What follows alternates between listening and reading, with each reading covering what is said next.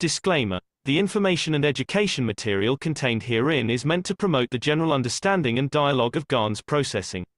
Such information is not meant or intended to serve as a substitute for a healthcare professional's clinical training, experience, or judgment. For patients and individuals, such information is not to be a substitute for professional medical, therapeutic, or healthcare advice or counseling. For medical issues or concerns, including decisions about medications and other treatments, readers, viewers, listeners should always consult their physician or, in serious cases, seek immediate assistance from emergency personnel. Prescription information, procedures, and use of medical devices information should be undertaken only by properly trained and certified medical personnel. We specifically disclaim any warranties, express or implied, including implied warranties of merchantability or fitness for a particular purpose. Such information is provided, as is, and is believed to be accurate at the time of its publishing, but it is the viewer's job to evaluate the accuracy of any information found in this presentation. Every case presented is of their own experience, applied by themselves for themselves, and it applies to their case only. Every person experiencing health problems should seek professional medical advice and consult their course of treatment with a doctor. The processes of plasma balancing described herein are a natural process which supports the body but does not replace medical advice or therapies one is already subject to.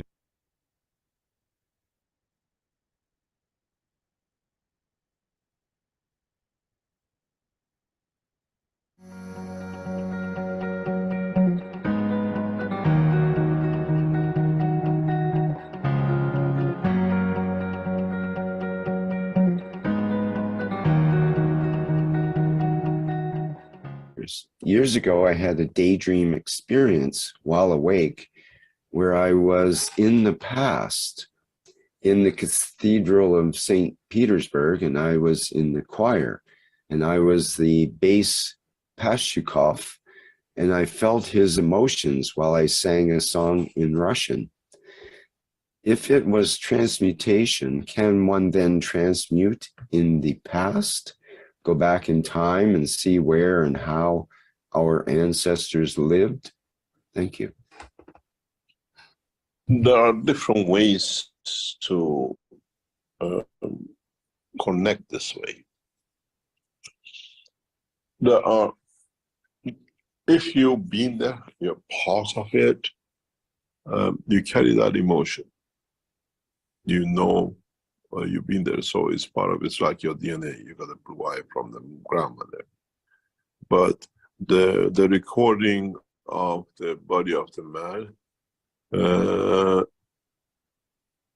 in a very different way as the information, not as the change of physicality. On the other hand, we all have, if we create a right field forces, as I said, when you go to China, if you carry the right field forces in the field of the strength of the emotion, or that time, that line to be connected, then you learn the language.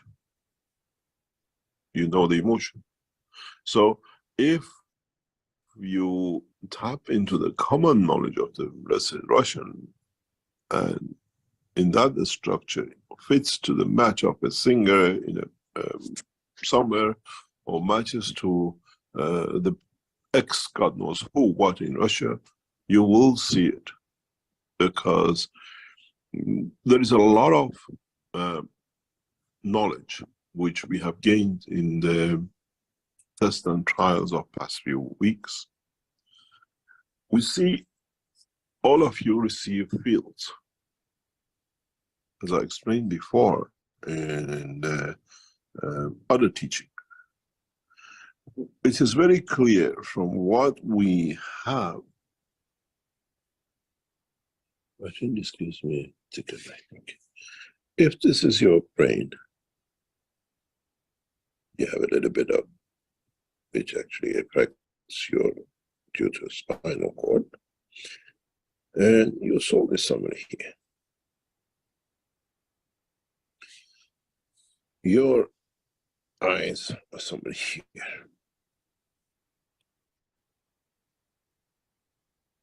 If you receive, you still say you daydream, the information which comes in that direction or touches the visual part of your brain, you see and remember that way. If you receive the information in this direction, from the back of the soul, in this direction, you don't see it, or you don't touch the visual part of the storage or confirmation of information, you do things or you react and you say, I've done that subconsciously. But in fact, there is no subconscious. In our test shows, we have a clear division in this part. And it depends which way the information comes to us. We still add that to the energy of the soul, the information of the soul, and then in its interaction with the soul of physicality, it will be in other parts. You hear a noise because that field of strength matches the noise. This is visual. You don't hear sound through your vision, but you see and you hear. So that goes in interaction with that. So if you do something, says, oh, I don't feel anything, I went to the machine, but then you do something which is unusual afterwards or during the process, you say, I didn't see anything, but I felt this and that, or I took such action, because the fields and the strength is not the strength of the vision, but still enters from the backside of the brain, which touches the energy, changes the energy of the soul. And it's not just the soul, because when you are in that process, when you are going through, there is a blood circulation around your brain. So this field has touched the soul of emotion too, which changes the gravitational magnetic field interaction between the two and creation of the fields of motion. And now you understand. So if you understand that your soul is connected to many other souls, we are at any time, at all time, the way there is nowhere in the universe, there is no magnetic fields, is the same. We are at all time, even in the body of the man, connected to every single spring of the fields created, emanated from the soul of the creator, to every planet, every dust in the universe. When you draw a magnet, and then you draw a magnetic fields, and then you say they come back, or they expand in different ways, depends, this is at the strength of your magnetic field of your vision, or this one is at the strength field of your magnetic field of the cry, or this one. But this does not connect to this.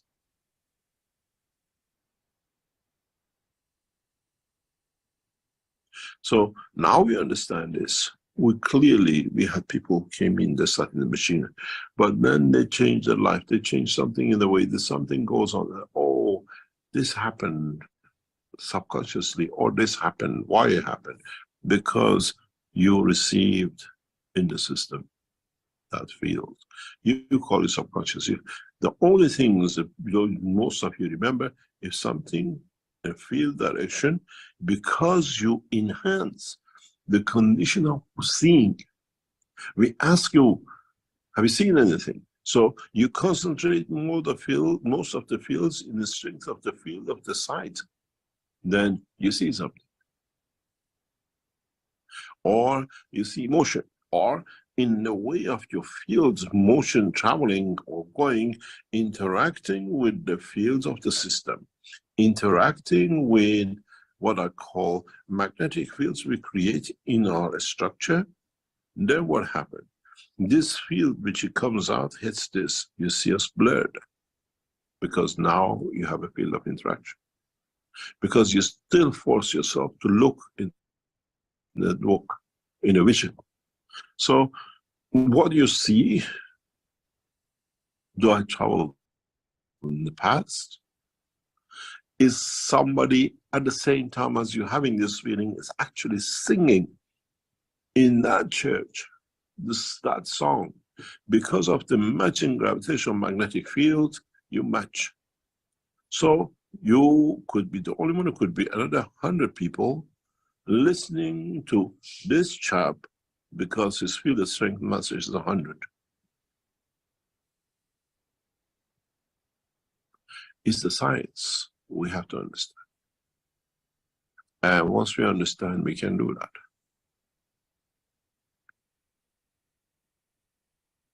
At that time, at that field strength, you match the boy who sang, or in what we call the dimension of the solar physicality and what are called memory disk of the DNA, you call it, that information has imprinted because you were there sometime in the past.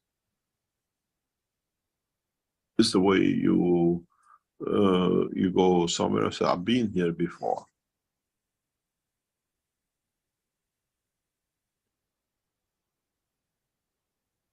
So it's understanding the science. Or you went to the back to the future and the rest of it.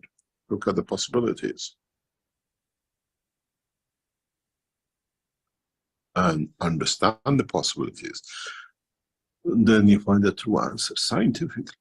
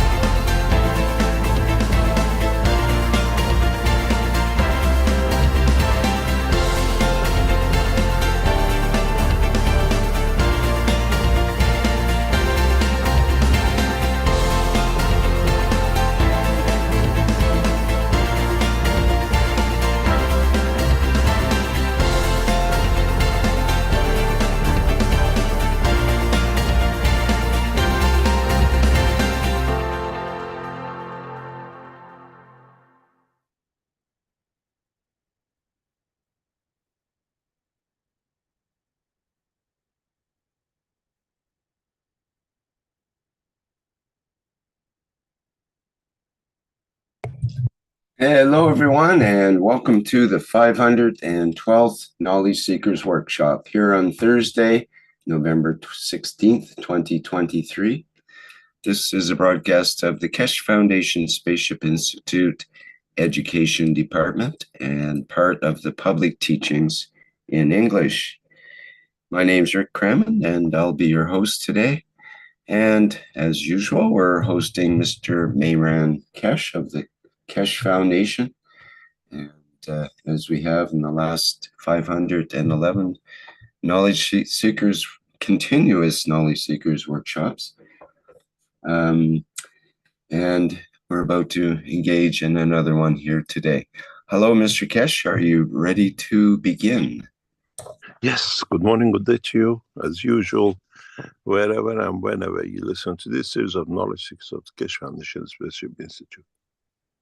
As usual, we welcome you to share your knowledge with us and what we share with you, and how we can expand and extend the knowledge.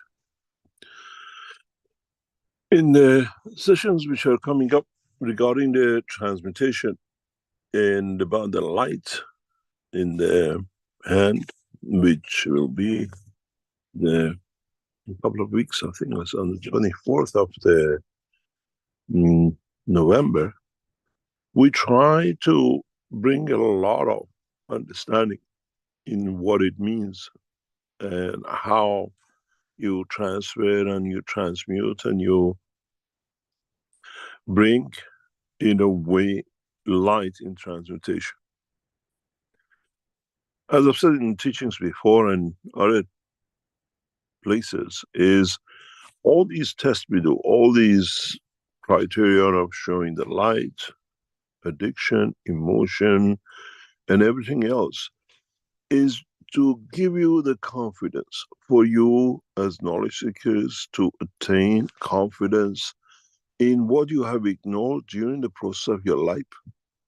It doesn't matter how old you are. You could be a 10-year-old, you could be a 100-year-old, or 60 or 70-year-old. You have forgotten the essence of creation. What is in you? That's what essence is. It's what we can do. So we started months and months ago and years ago. We introduced you the metals and the gases and the magic liquid, which was on the internet for years. What is this liquid? And then nano coating, and then gases and upheaval in when we produce gases. And Mr. Keshe has jumped again from nano coating to gases to gases, and now he's gone into the what we call the spirit and the soul, and we become a cult and the rest of it. It's all the process of transferring and transporting. When you want to see the God, you don't expect a UFO appears and God coming out of it. I don't think any of us have reached that level of foolishness. We don't expect God to manifest in front of us, I am the God, and says, oh, if you're God, do this and dance and put that on your head and the rest of it. In essence, we feel the beauty of Him within us. In essence, we feel the emotion of His presence as a light, as could be emotion of the feeling of in any shape or form. Depends what kind of God you believe in, that God in that shape makes you to believe. That is God. So the whole process of the teaching, coming to where we are now, is in essence to show you, for you to trust in yourself, in understanding what this is within me that I have ignored. When we are born, we are another creature. And then when we grow up, we know the love of the mother, the love of the father, and then the siblings and the people around us. Till we come maybe in a position and a process to a point of physical maturity that our heart can take what we call the spirit, the soul of physicality, in a dimension of the maturity of the cells, which combines with creation of another soul, that we become mature to reproduce. And then for the first time, we understand the beauty of loving someone. And that love, when it touches us, surpasses the love of the mother, the father, and everything else we knew up to that time. We fall in love with another creature, another man, another woman. Doesn't matter what gender is, but we devote our life to it, and we stand a lifetime because we felt that love.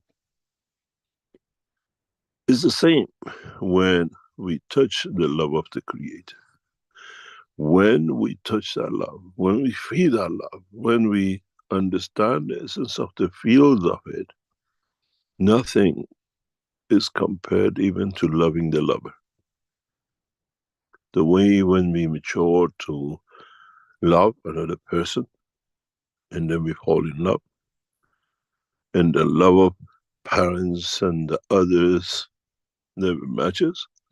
Now when we touch the love of the Creator, even the love we felt in the physical dimension of another being, it just is irrelevant. And then we come to find out a way to get to it, a way how, a way to get to that ultimate love, which is the love of the Creator. We cannot take a UFO to go to it. We cannot drive a car to it, a rocket propulsion to it. And in a way, the teaching of past few months, couple of years about the soul, is the transportation, a way for you to transport, to reach, to get to that point, to mature from dimension of physicality to dimension of the soul and fall in love with the soul. Souls still interact, they find maturity, but the ultimate goal is to reach the soul of the Creator, to that level of purity. So I cannot build you a gas reactor, I cannot show you a lift and motion, and I cannot bring you a massive UFO, this is the one-way traffic. This UFO goes to the Creator. He has no home for us to go to see. And now you understand what is the purpose of the teaching. We start teaching you slowly, in Ganses, in confidence, in souls. In 25th of November, in seeing the light, that I can become light. I have that energy. I am very much like that Gans, hidden within me.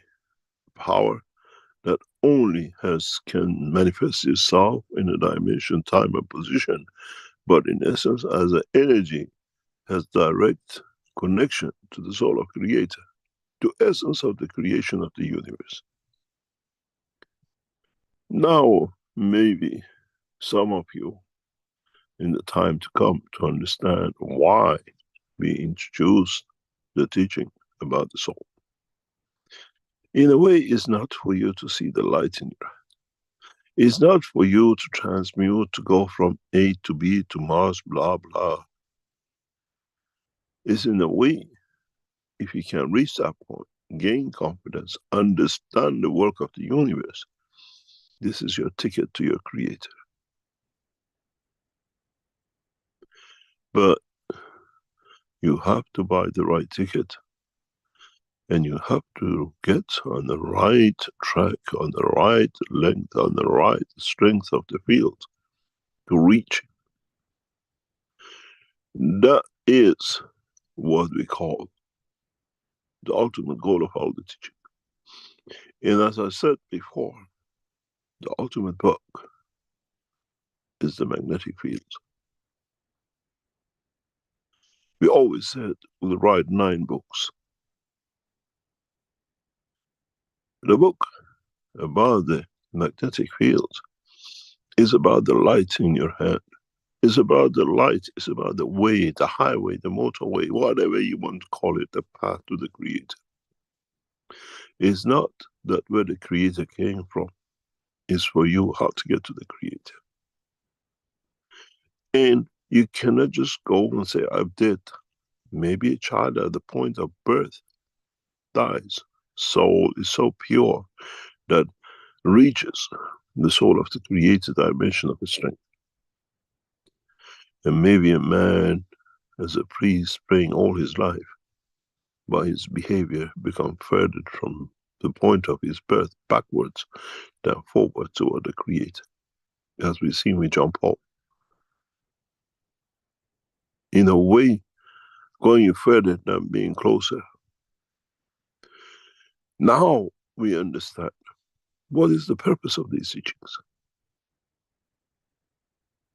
You want to go instantaneously from Washington to God knows New York, from Beijing to this and that, to go to planet Mars and Moon and another galaxy. This is a still fallacy of behavior of the man in not understanding the totality, the truth about the teaching. We hide it, and step by step take you further. We hide it in the teachings in different ways, but the essence of the totality of the teaching, now that you have become matured, is not just that light in there. If you can make that plasma, and if you can understand within it as the essence connection to the Creator, I wonder if you still want to see if I can see the light, if I can make an orange out of it, if I can do something else with it, or look in it through the soul of the man, through the eye of the man with the soul of the man, and within the palm of your hand, reach the strength, understand the complexity of the situation, and reach the Creator.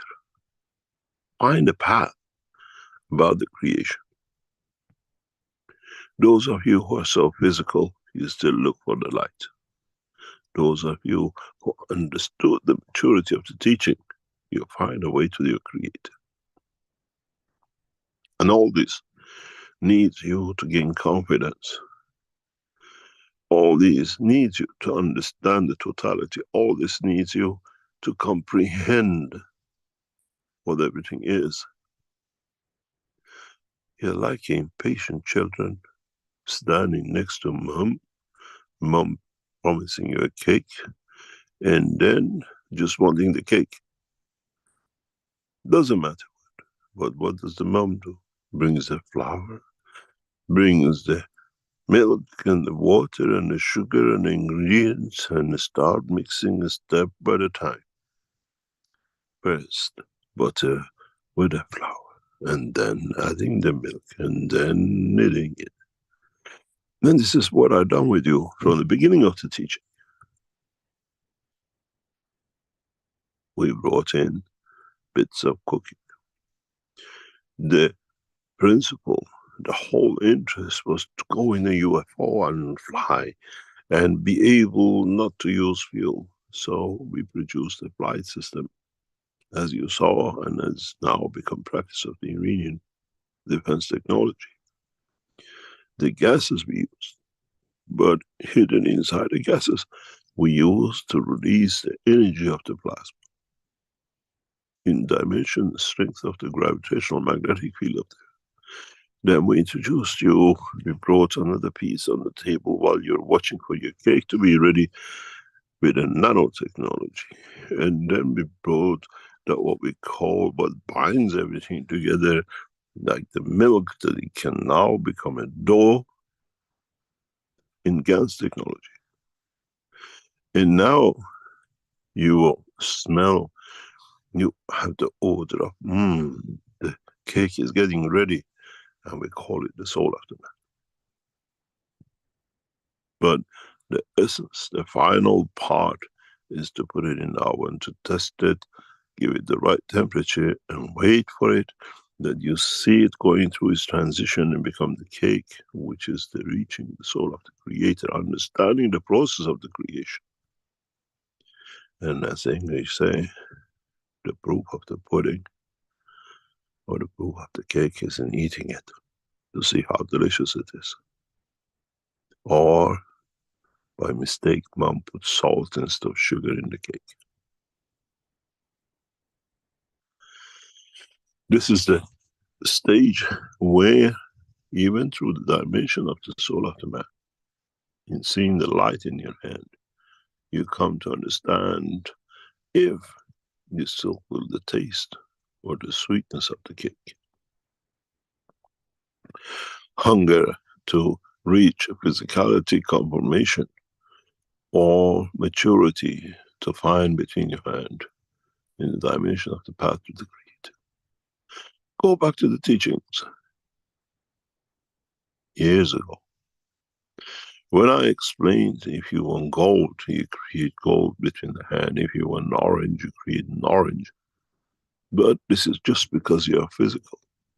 But as every plasma which is created has an essence, line of connection to Creator, those of you who are matured, you have thought, in that light, I find the love to the Creator, the ultimate goal, the ultimate function. And many of you on the 24th will fail, because the soul of the man cannot see the maturity of the essence of the man to see the Creator. Some of you on 24th and the training which comes after it, how to become a driver, how to push the levitation, will come to see the light, and you fall in love. with the love of the Creator, the beauty which is in hand. You don't look for the light, you don't look for the orange and banana and the gold. And then you understand the whole purpose of teaching. When we go through these trial and tribunals of teaching you about the light, our goal is not for you to see the light. Our goal is to set the scenery for you to understand, and if you're pure enough, you will see in the palm of your hand, in the essence of the emotion, you feel the love of the Creator. And then my teaching is over. I came to take you home. And you're like a flock of sheep. See which one I can get through the gate to bring home, and which one of you is still running around in the mountain and hill, keeping busy with eating what you're not supposed to eat. At the end, all the sheep will go in. At the end, as knowledge seekers and the humanity, you'll find a path. So, when we talk about the light in the hand, when you see it, I wonder you're still looking for the light, or you look for the path to the Creator. And then, if you mature enough, you bring that light to become part of your soul in the dimension of the physicality and life. Then you have reached eternal life. Because then the soul of the man is in love with the soul of the Creator, and the dimension of physicality is the intention of the emotion. Then, I hope, much sooner than later, you as knowledge seekers, one by one, step by step, will come to see the light. You become part of the light. And as I said many years ago, when the candle was put in front of me to look into it, look at the light, I said, I am the light. Maturity of understanding does not come by the age. Maturity of understanding comes by the purity of understanding the process of the creation. So, on the 24th, you decide how you come in, and then you decide what you have achieved. You see, you still love the mother. You see, you still love the lover. Or you see, if you've fallen in love with the ultimate creator of love himself. And then we carry on, we keep on going, till more and more of you reaches that point, till you feel the fields of the creation. That you feel the emotion of the creation, and then your process of the journey just starts. Because when you fall in love and become part of the lover, the next process of generation, the creation of the universe, become part of the existence. Then you understand the back pages of the book number 3. And the whole process starts again. Till one day, in billions of years, you become part of the life, a structure of another creature. And in that process, you fall in love, and then you try to see if this time I can find my way to the Creator, to myself, as I am the creator of me, and me is the creator of it. Now, let's see how many of you on the 20th of November will come to that point, to see the light, or to become the light. to enjoy that I can create a life, or to enjoy that I can create the light, to find a path to the process of the creation and become part of it, to become essential part of it. Then, as I said, we have come, or we become the final point of teaching. But this process will take years and years, as the man is not happy with it. The man is still in the doldrums of the physicality and the rest. In the following teachings and following sessions, I will show you how to become part of the light once you've seen the light. Because those of you who understand and become part of the light, you will not hear the teachings anymore by voice. You feel the teachings through the soul, through understanding of totality. And in a way, it's like listening, but in a way without any ears. Feeling the emotion of the love of the Creator. And then it touches the soul of the man. And then we'll go into the dimension of the truth about the life, about the creation, and how creation has been.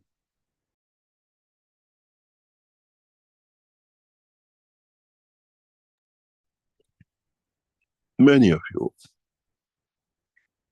will start a process of understanding this. Many of you will feel the power, the energy of the, what we call the fields of the creation within you by yourself. And we set the scene for you to become knowledgeable about yourself. And the most important part will come when, by the dimension of the light in your head, you can decide the position, the time, and the place where you want to be. What you want to have, and in what form you transmute.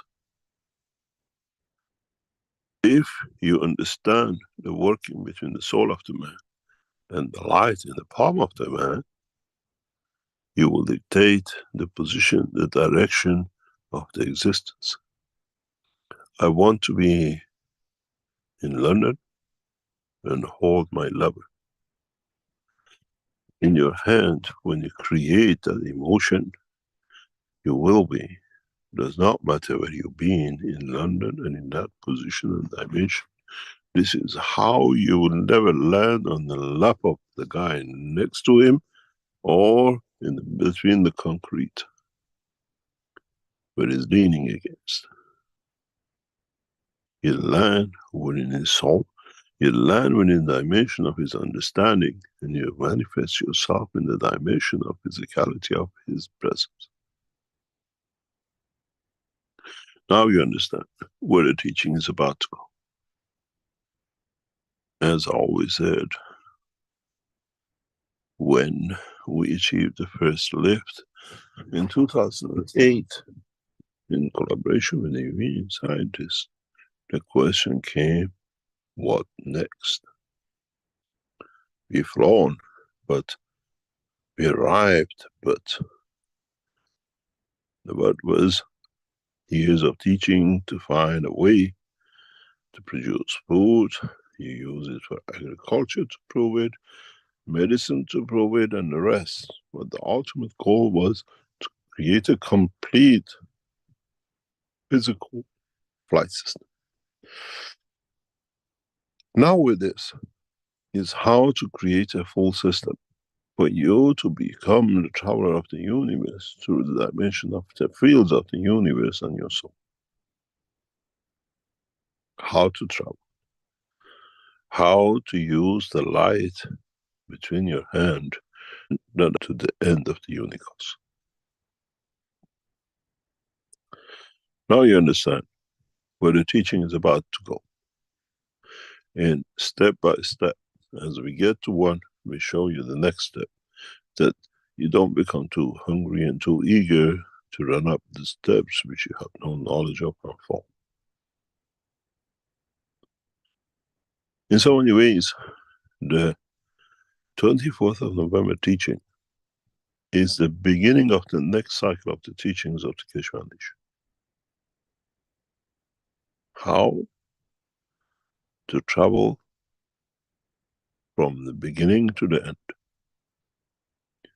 from the creator to the last dimension of the expansion of his soul within the unicos and within the dimension of the creation of the creators. You have to understand what I always said, and maybe understand deeper if you decide on which field of strength you travel through. If within the soul, within the light, you fall with the dimension of the love of the creator of your cycle of life, then later on you have to find the path to the creator of the universe. And then always said, what is after? If he has existence, what is that confirms his existence? His own or to the others? There is no end in the cycle of creation. The end comes with the limitation of the man, of understanding of the totality of the process of the creation.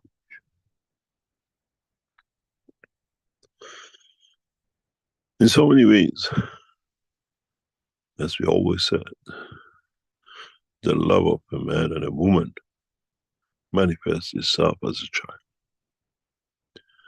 That child has to be born in a space which is available for it to manifest itself, otherwise cannot. Be it the womb of the mother, or be it manifestation of physicality in the atmosphere of the earth. It's the same with the creator and the creation.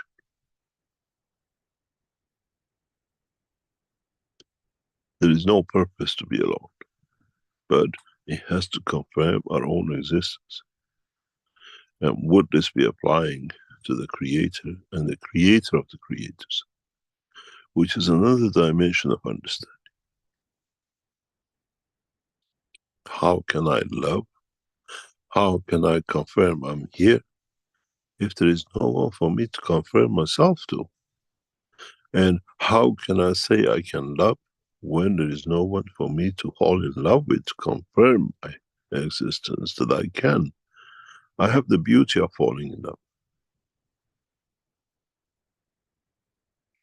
Then, if you understand this, it goes back to the philosophy of Adam and Eve.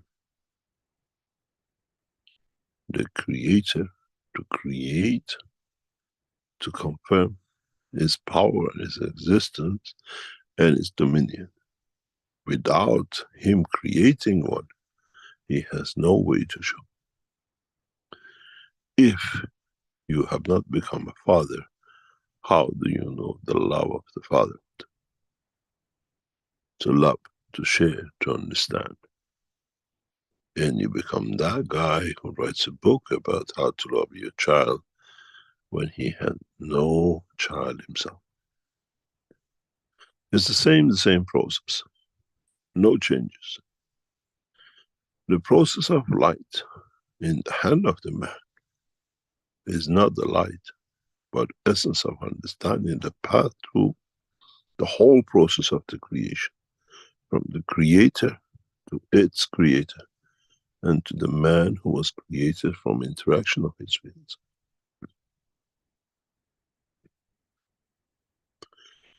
So, in the upcoming teachings, in the upcoming tests we do, we try to show how you release energies, how you absorb energies. We set the energies in the background that your body reacts to And then it brings you to the point that you understand the totality, that you understand the confirmation of your own existence, your own connection with your own creator. And then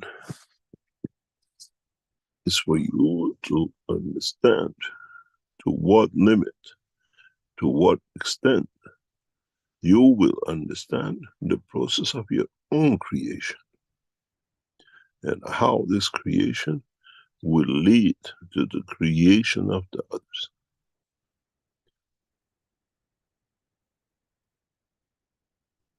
And is that others will be a child or a structure in the process of the creation or another life in another dimension, depending on the maturity and openness of your intention in processing, in understanding why you created that light in your head. We are not making magicians out of you. We are making you to understand the process of the creation and to what extent you can, you will, or you become part of that process of the creation. The rest is your job. The rest is depending on the maturity of your creation and your soul. The rest is to be written in the books of the creation and the creator.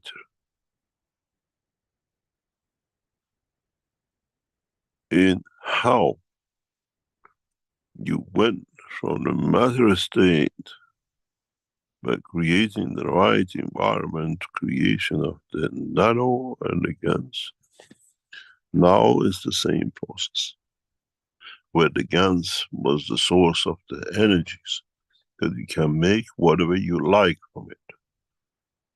Use the GANs of the copper to create gold, to create iron, or to create magnesium. Now, with the process of the light, is how the GANs of the body of the man can create that energy that can become anything in the dimension of the creation, and not just the banana, the copper, the gold, and the rest.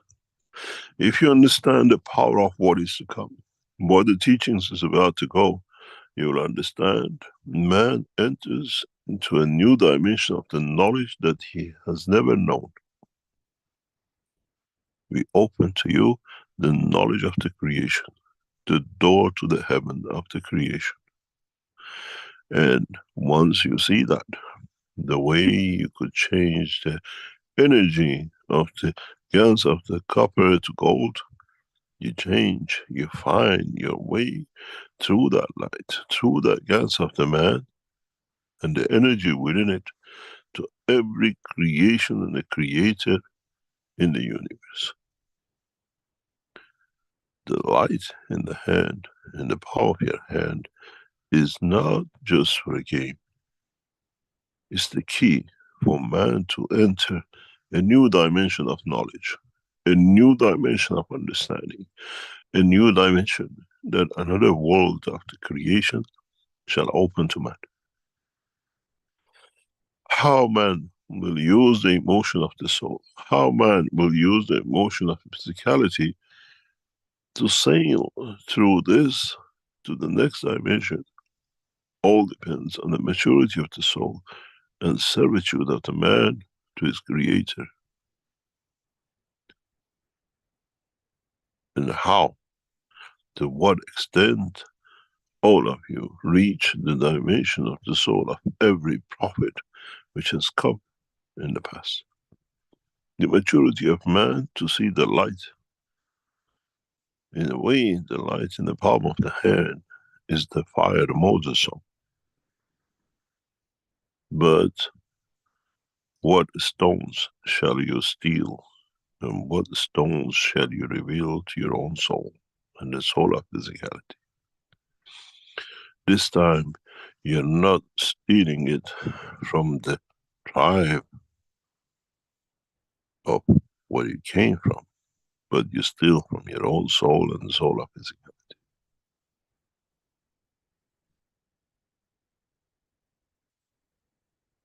Now you understand where and how, so smoothly, so refined, I have brought you to the position to find a path to your Creator.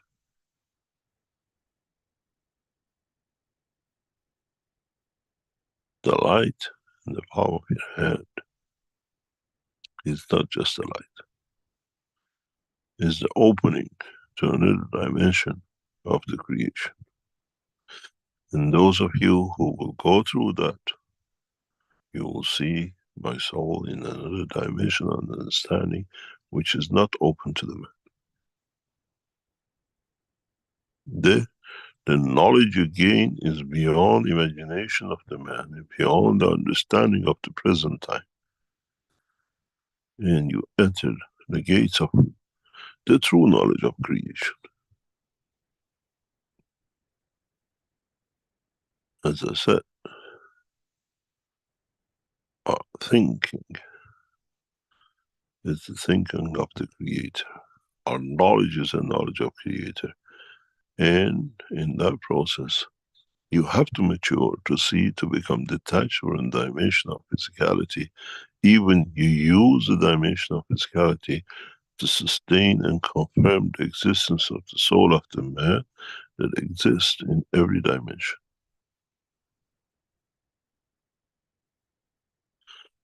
To what extent you as knowledge seekers will go further, it all depends on the maturity of your own understanding.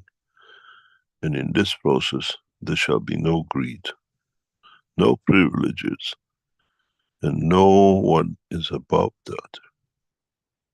There is no kingship, but it's the totality of the existence in all dimensions of the life, as we call it, in arrangement, in energy transfer of the fields of the universe.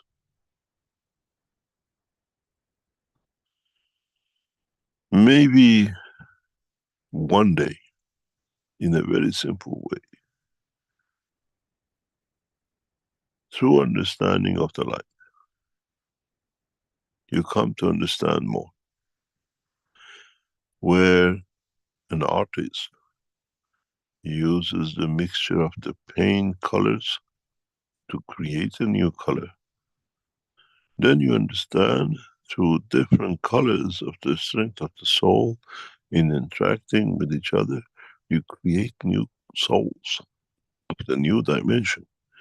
The way the painter mixes the paints and creates new colors. This time is the light of the soul of the man will lead to that position, and due to the different strength, lead to creation of new plasmas in the strength of the creation, leading to the creation of new life. Now you understand why we have chosen this path to teach, that one day you become that painter, and how different light and the strength of the soul of the man in interaction with each other will lead to creation of new life, will shine in the kingdom of Creator. Now you understand how we made gold out of copper, when in fact, from the same soul, in different strength of itself, we create a new dimension of life, in the dimension of the Creator. If you understood this, and if you are clear about what you understand, now you understand the new dimension which shall open up with the teaching, with understanding of the creation of light. That light, that feeling, that emotion of the plasma within the palm of the hand of man, as we said, every plasma, every Soul has a lower common denominator which takes you to the Creator. Now you have that opportunity. That ball in the hand is that UFO you've been looking for, but this time transmutes your soul to all dimensions of the life, from Creator to the created, in every dimension of the creation. Now you understand why we are the light. And in that way, we shine. And with it, you shine with us.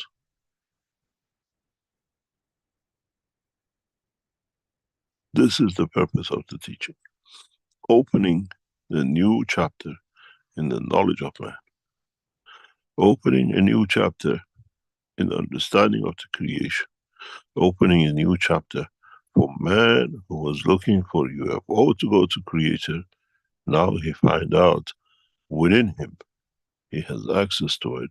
But if he understands how to move from gas production and what we call UFOs to understanding of the transmutation of the fields of the creation,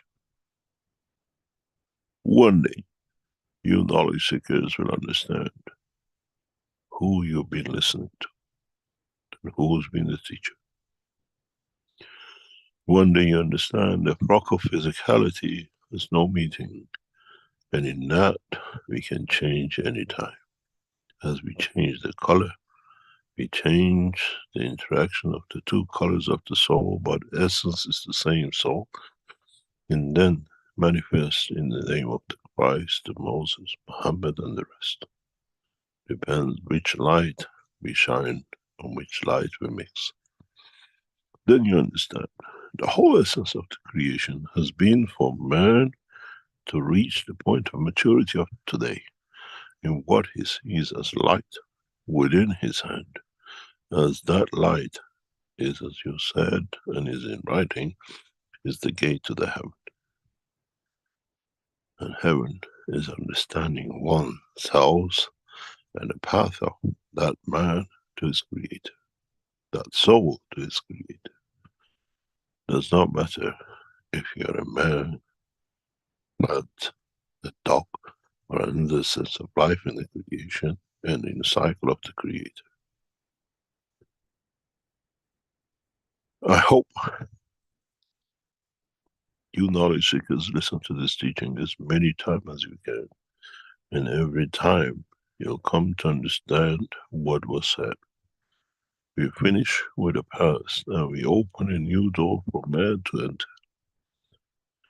In a way, the dimension of physicality is closed, and the dimension of the Creator has opened up.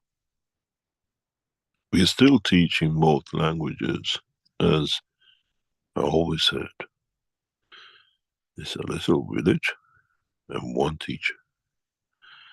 And the boy who comes in the first class sits in the front row, and the boy studies for the 12th class sits in the back.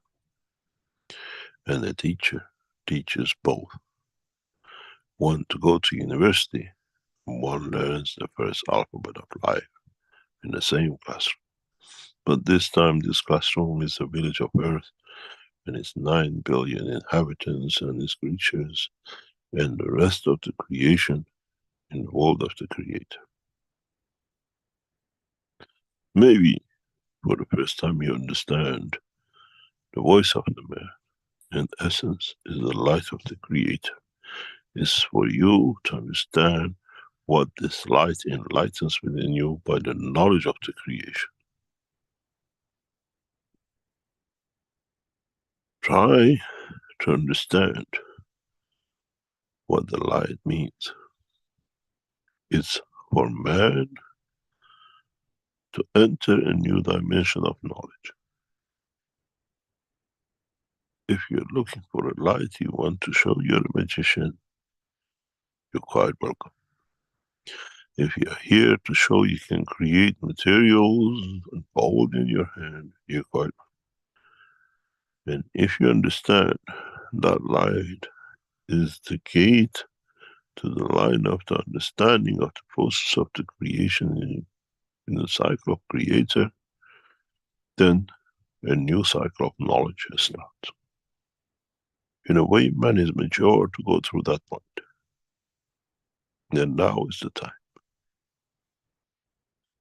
And we do not need place, time, and position, but we reach through the soul of the man. There are no satellites and there are no computers anywhere in the universe except in the light and life of the man who has created this dimension for himself. Thank you very much for today's, and I hope you understood how today we have changed the cycle of the man. If man understands the truth about the teaching of today. We go through a break and we come back and try to answer any questions. Rick, if you can take us through a break, please. Okay, thank you, Mr. Keshe. Okay, this is the 512th Knowledge Seekers Workshop here on Thursday, November 16th, 2023. We'll have a short break and be back in a few minutes.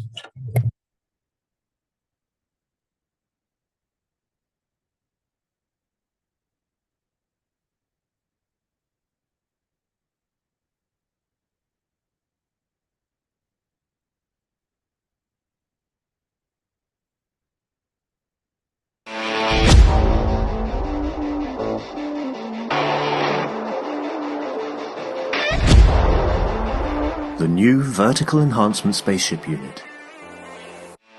A plasma space technology to prepare humanity for transportation and transmutation in deep space. Essential processes are embedded to prevent mutations and psychosomatic conditions during deep space travel. This new system is designed to support upper body conditions, especially of the lungs and intestines, and can be targeted specifically for each organ. When inside the Vertical Enhancement Spaceship Unit, the body experiences balance in totality, enabling it to correct and rebalance all the fields within itself. The new Vertical Enhancement Spaceship Unit, a dimension in health and transportation never seen before.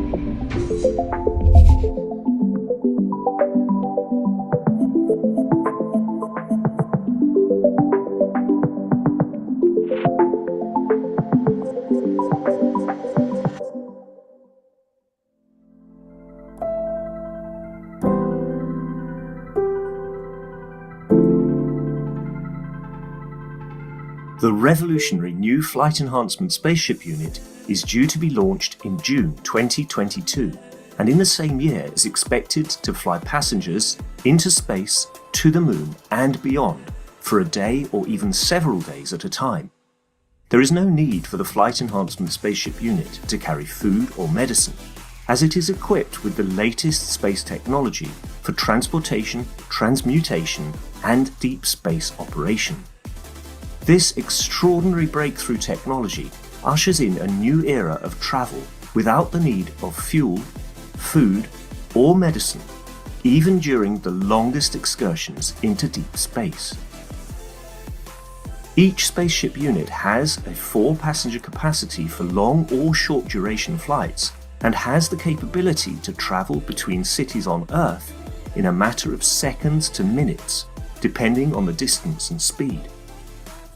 This ability to traverse massive distance in such incredibly short time is not just a breakthrough for human transport, it also completely revolutionizes the transportation of goods and cargo and will rapidly overcome the need for one of our most polluting practices, namely marine shipping, as it finally breaks us free not only from the combustion of heavy diesel, but from the combustion of any fuel for propulsion in the future.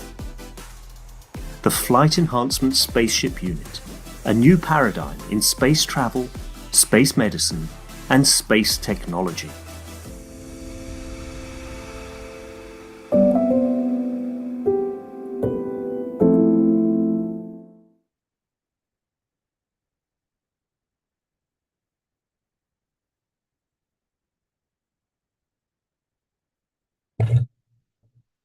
Okay, we're back again at the 512th Knowledge Seekers Workshop. And because it's the second half, people have an opportunity to ask questions of Mr. Keshe. And I'll remind our attendees here in the Zoom meeting that they can raise their virtual hand, and then we can acknowledge you to open your microphone. Others in the live stream or YouTube chats can put your question into the chat and we'll ask it. And hello, Mr. Keshe. How would you like to begin here? As usual, if there are any questions, we try to answer and we'll see where we go. Okay, there's a question from the Brazilian community through Cristiano, and I think many people actually have this question. Can you tell more about what happened in the ambassadorial conference? No. You should have. You're going to say that. You didn't come, you don't need to know. It's on a need-to-know basis. Don't need to know. If you're so eager, you would have been there. Huh? We had a very interesting situation at our meeting, which came out on Monday, that one of the participants very disgracefully recorded the whole session on a mobile phone in the background. And they sent it and it was put on the internet and it was immediately withdrawn. We don't know what's the background, how many people did it. But this shows the difference between knowledge seekers and people who were put in to spy on the foundation. And it's a disgrace in what they did. And it's shameful in what happened. But knowledge seekers principally kept to the ethos.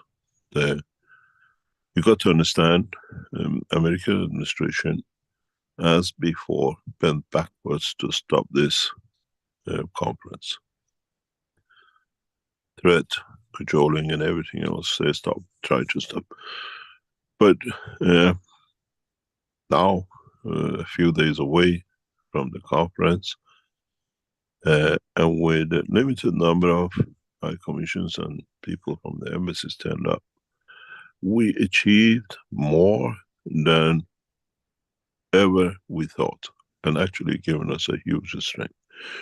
Because the people who attended, now they have set up an organization with all the embassies, ambassadors directly themselves, bypassing all the American pressure, which in a way, it's amazing how it's thinking, trying to find out how it thinks.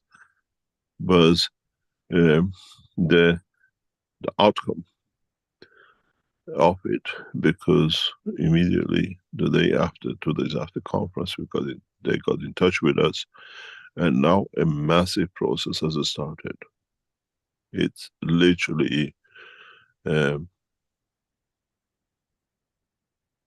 it becomes so huge that it replaces an empire, if I explain to a knowledge seeker. And in so many ways, what is become a snowball from that meeting, it's amazing. Very shortly, in the next few days, I'm returning to London for a meeting with the world leaders, ambassadors, in a very private session because of the meeting. And in that meeting, new strategy will be set out in what we discuss with them, what we call the diplomats, and to come. Because this position created, and most probably in the next week, 10 days, I'll be back in London for a couple of days meeting with the, in a way, informal meeting with a formal meeting of the conference. This is what we always looked for. What we gain, not just something in there and go. Those who've been present, they got together themselves and they have set up a much, much larger scale. About 18 nations I'll be returning to address in the next few days. From the, what we call, the spin-off of the meeting of the conference. So it has brought what we wanted, and with it, it brings pride to explain, because now we enter diplomacy, politics, and a lot of other things. In a way, we'll see how it'll take shape.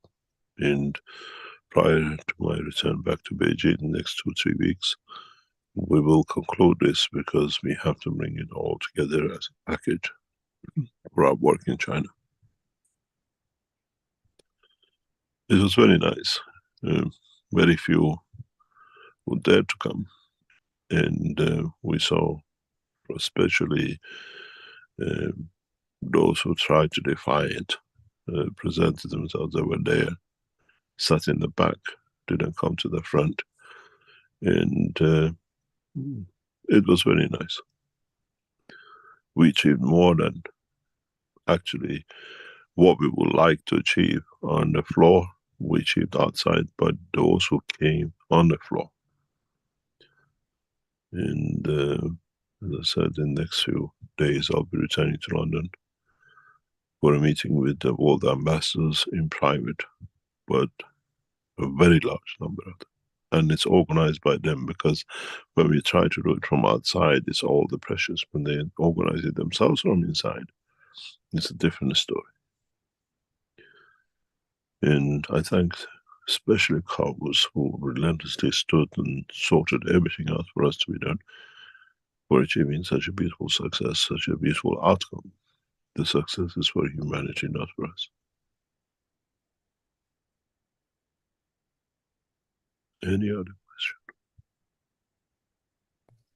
Okay, thank you. From Malcolm in the YouTube, Mr. Keshe, can you expand on the importance of bringing the light of the soul out between the hands representing the two hemispheres of the brain? I expand the light out to enclose the body. Not really. It's for you. I explain it to you in a very simple way. You understand as knowledge seekers. We bring the two different gases on the wall of the house. We put CO2 on one side and we put CH3 on the other side. And the difference in the strength brings a flow of the fields. It's the same with the brain of the man. The two hemispheres are not the same. And the energy received and given is very much different. And we have never learned to use this. And now we use this difference to create, in conjunction with the inertia of the soul of the man, the light within the palm of the hand.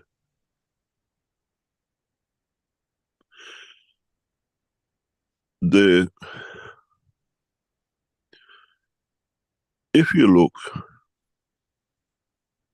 the way I have done from very young age, maybe 8 or 9, to the scans, MRIs and X-rays of the brain of the man, something very interesting comes up. Very, very interesting. But you have to pay attention to the details of the brain. When you look at the brain, you just see the brain.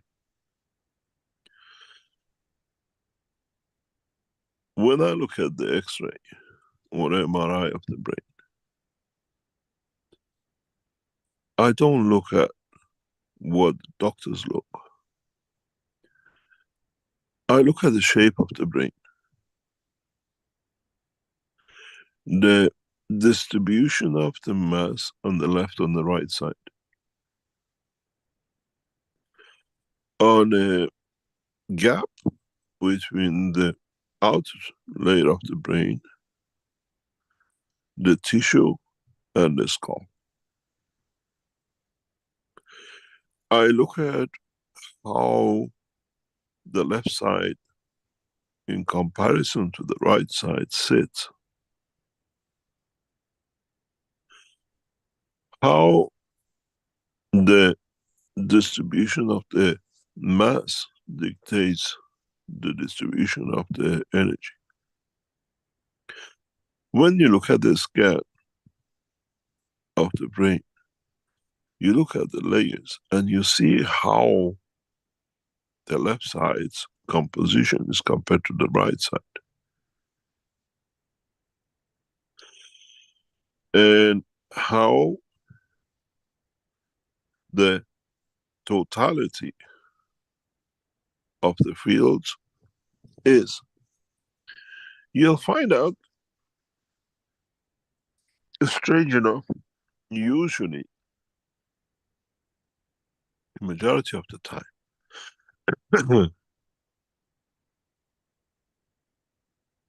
the one who are right-handed and left-handed have a different composition of the mass distribution. The ones who use both left and right hand have a different mass composition. The ones who are totally right-handed have a different mass composition. And the ones who are totally left-handed have totally different mass composition. And you see this mass composition is like you lot make cancers and you put 2/3 of one and 1/3 of the other and you dictate the field strength. It's the same way. It's very interesting when you look at the fully left-handed, the fully right-handed people and the construction of the brain.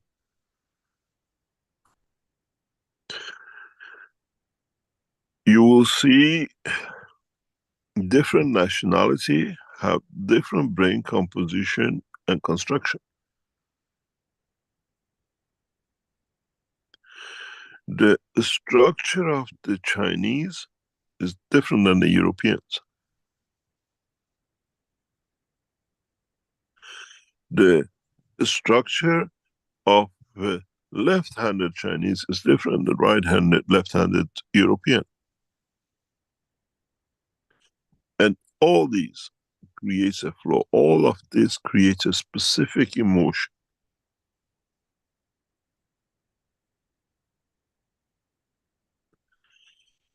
And then this creates different fields transfer from the left to the right.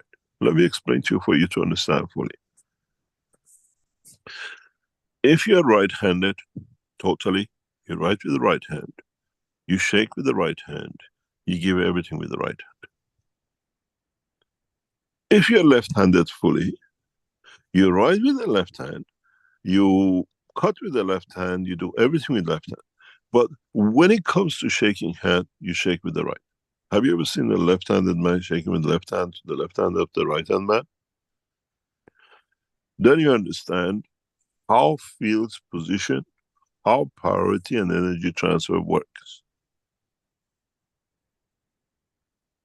Those who are left-handed and do some work with the right hand have the most balanced brain structure.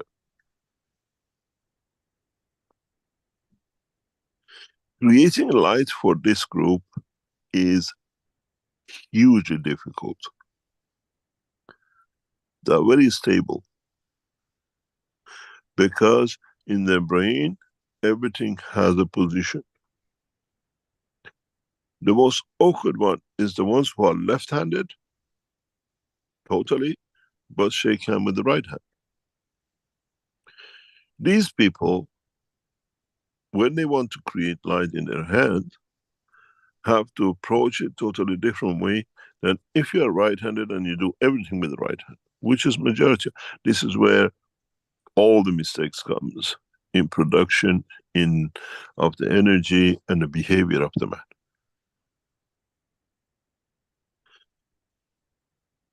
In that process, you see different brain structure, you see different field flow, and some of you will achieve to create light because the difference is so huge that you have used to circulation.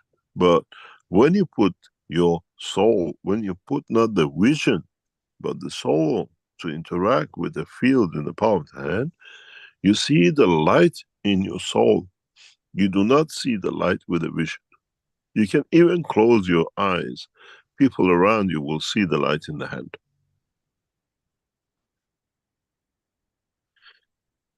You need a difference of the flow, friction, and absorption. And it's dynamic. You'll see it as a ball. But the energy you produced, which becomes that light, which with the interaction of your soul, has a connection, dimension, common denominator with the soul of the creator. Some of you might see the heaven while you're looking for that light. Because you realign all the energies. You don't need to see the light. So the energy difference between the two parts of the brain transferring from one to another in conjunction with the soul of the emotion of the man can bring you enlightenment, not the light. And that enlightenment is what we're looking for. Not the light in the palm of the hand that you become magician and you can throw lights away and create gold and diamond. In dimension of physicality, that's what we are looking for. But those of you who mature, this is what we are looking for. You're looking for a light. We are looking for the enlightenment. And we shall see in the process of teaching in time to come, how many of you are still looking for a light and how many of you will be enlightened. And how many of you will fake both. But that's the nature of the man. Any other question? All right. Yes, we have an Italian question in the chat. Have to come with a pizza, or it came with a need to translate it, and from I think the name is Eagle. The question, pardon me. Yes, it's a lady we know. She's one of the okay. Yeah. According to Mr. Keshe, will the dissemination of plasma technology be able to stop the genetic engineering from modifying human DNA?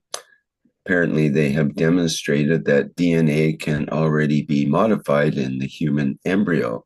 What consequences can this have? This has already been done. And this is, I mean, in China, you can choose the color of the eye of your child.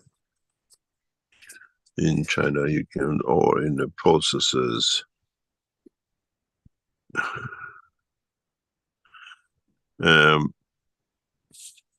They can do a lot of things. You can genetically modify everything you like. So we are not waiting for anything else.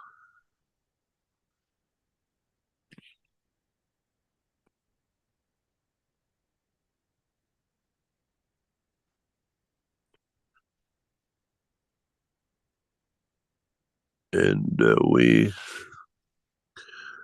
it's part of the knowledge of the man. Man has to understand. And man has to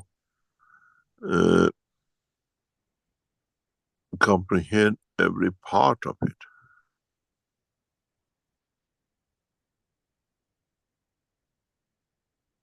But slowly, slowly we get there. And we need the knowledge of both. The physical life, how they mutate, how they change, how we bring in some places we've used this DNA mutation or what they can interfere with, but now it's a common ground. There is a hospital, actually not one,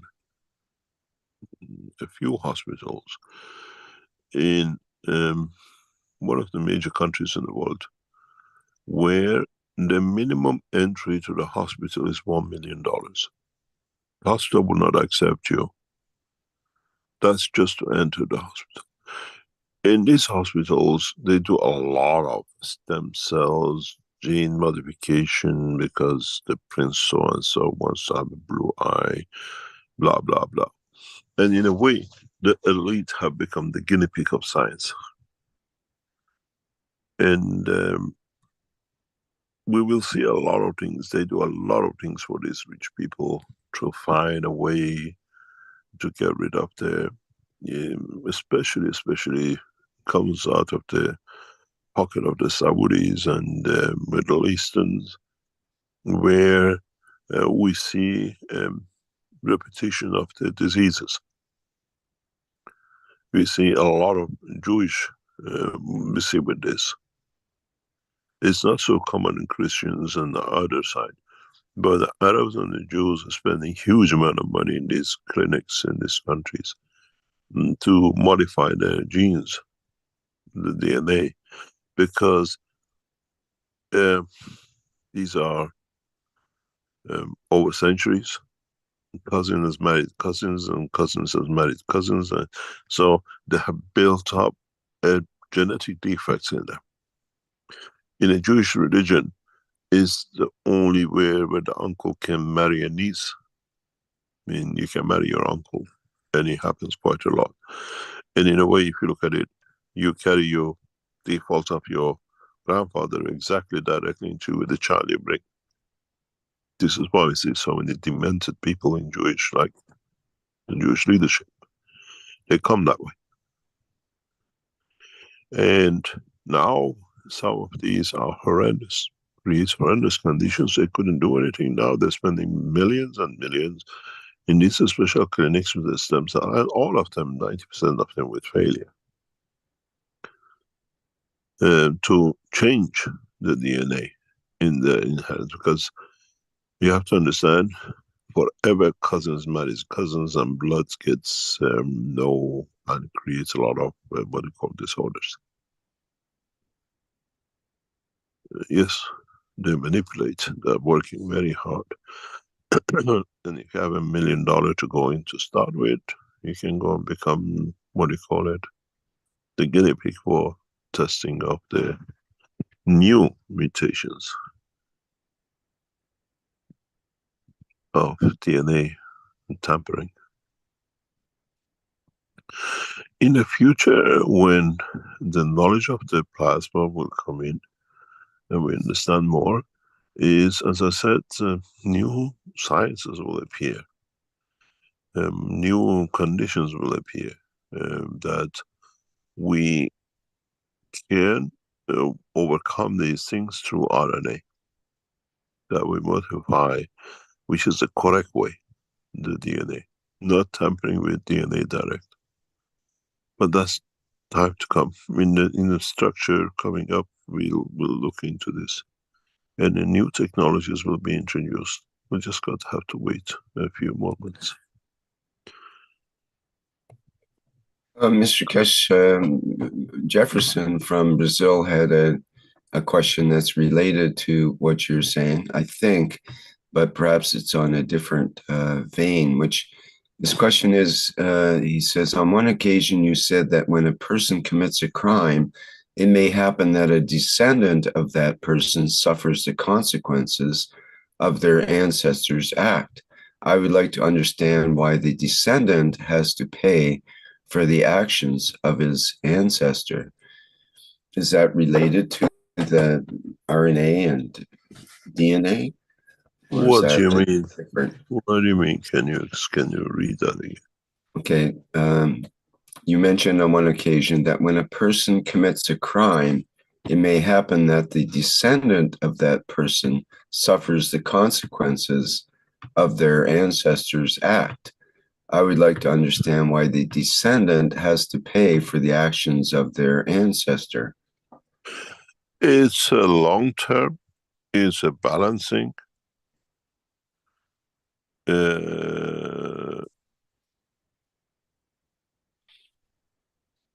In a way, who is the witness and which soul takes?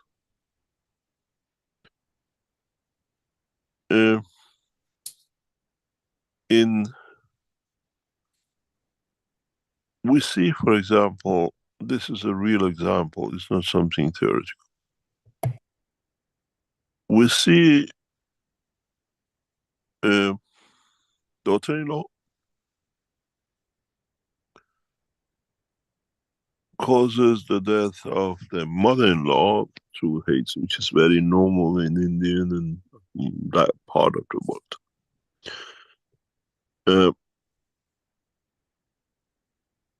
In many cases like this, not just one.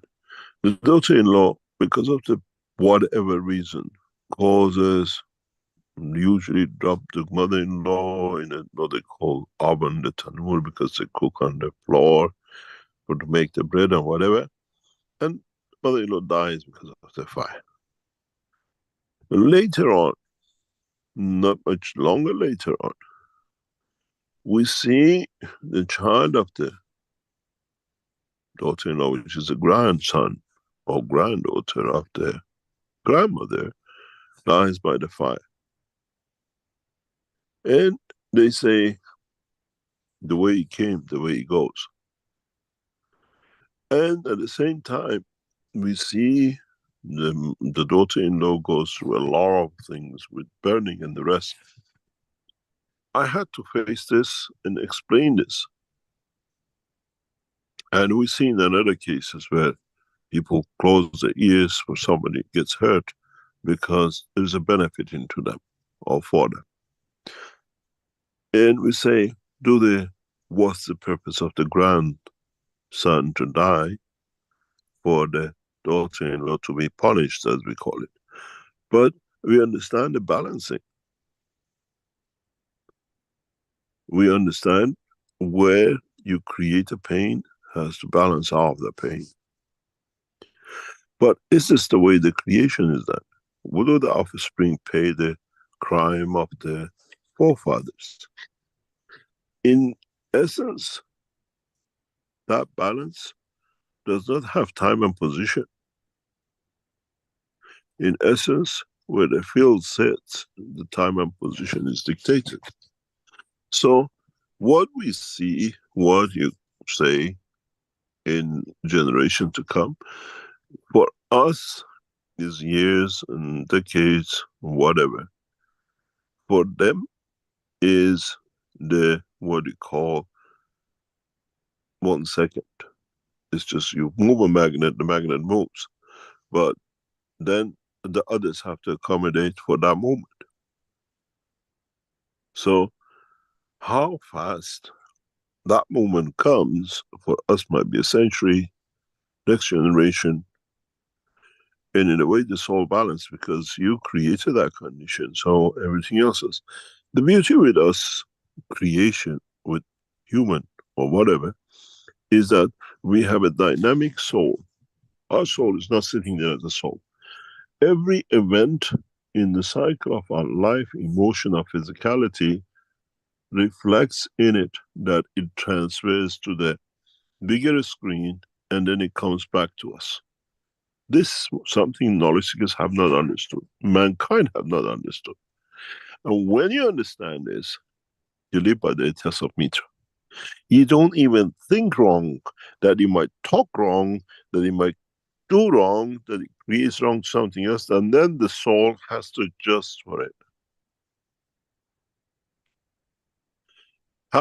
How the dimension of the physicality touches the soul, and then what I call the balance comes from the interaction of the souls.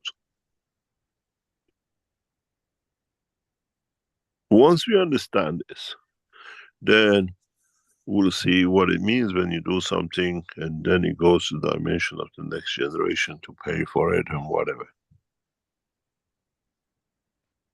Or you say, this happened to me because my grandfather, you hear a story of my great-grandfather did something, now I'm paying for it. In a way, our physical dimension creates that wave that it comes back to us to stand what I call the tsunami.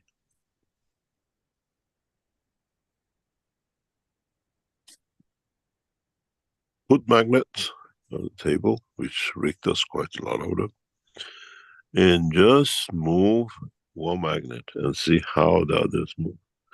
But don't look at you moving the magnet. Look at the hand which moved that magnet. That magnet is your soul. And the hand and physicality of intention to move is your dimension of the physicality.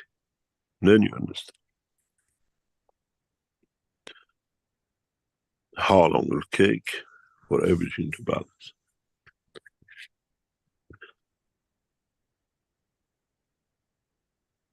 Any other question?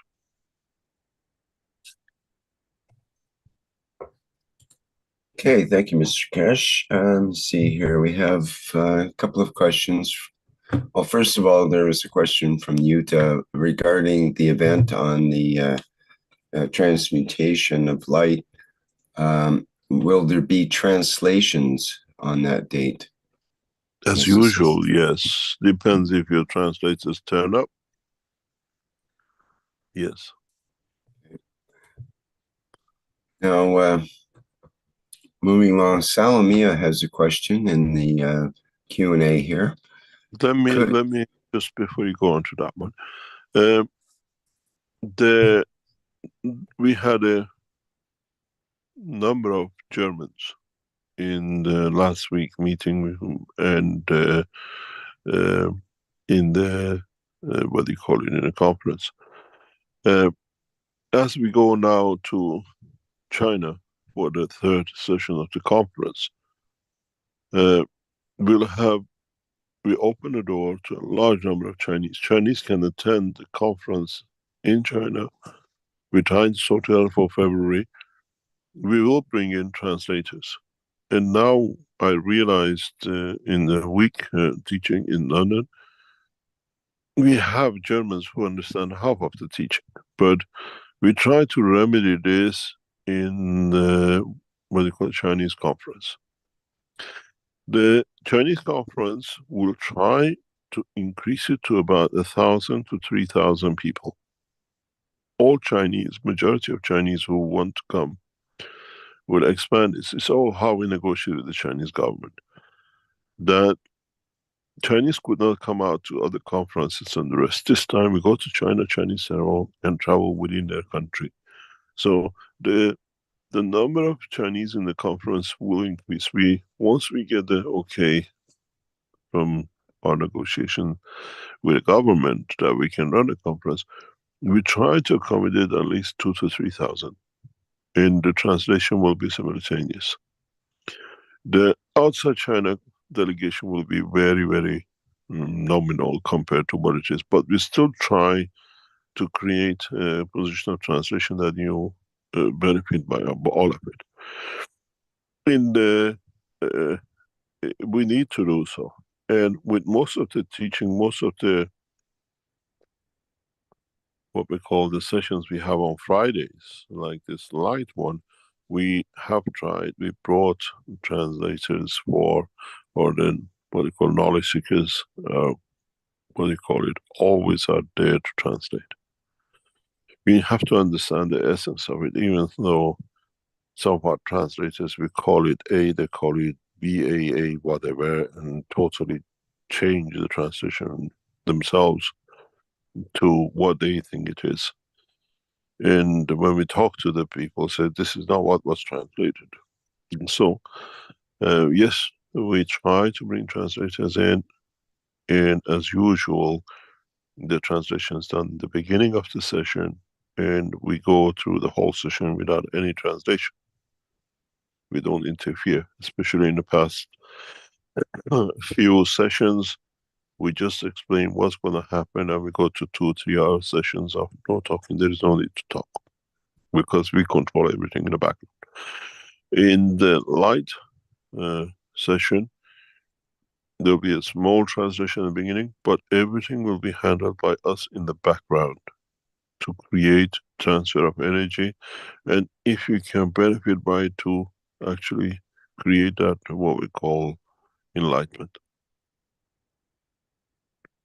So if you will look for the light, so if you say, oh, I want to make this, but principally our work is to enlighten, for you to learn how to use the fields for transmutation.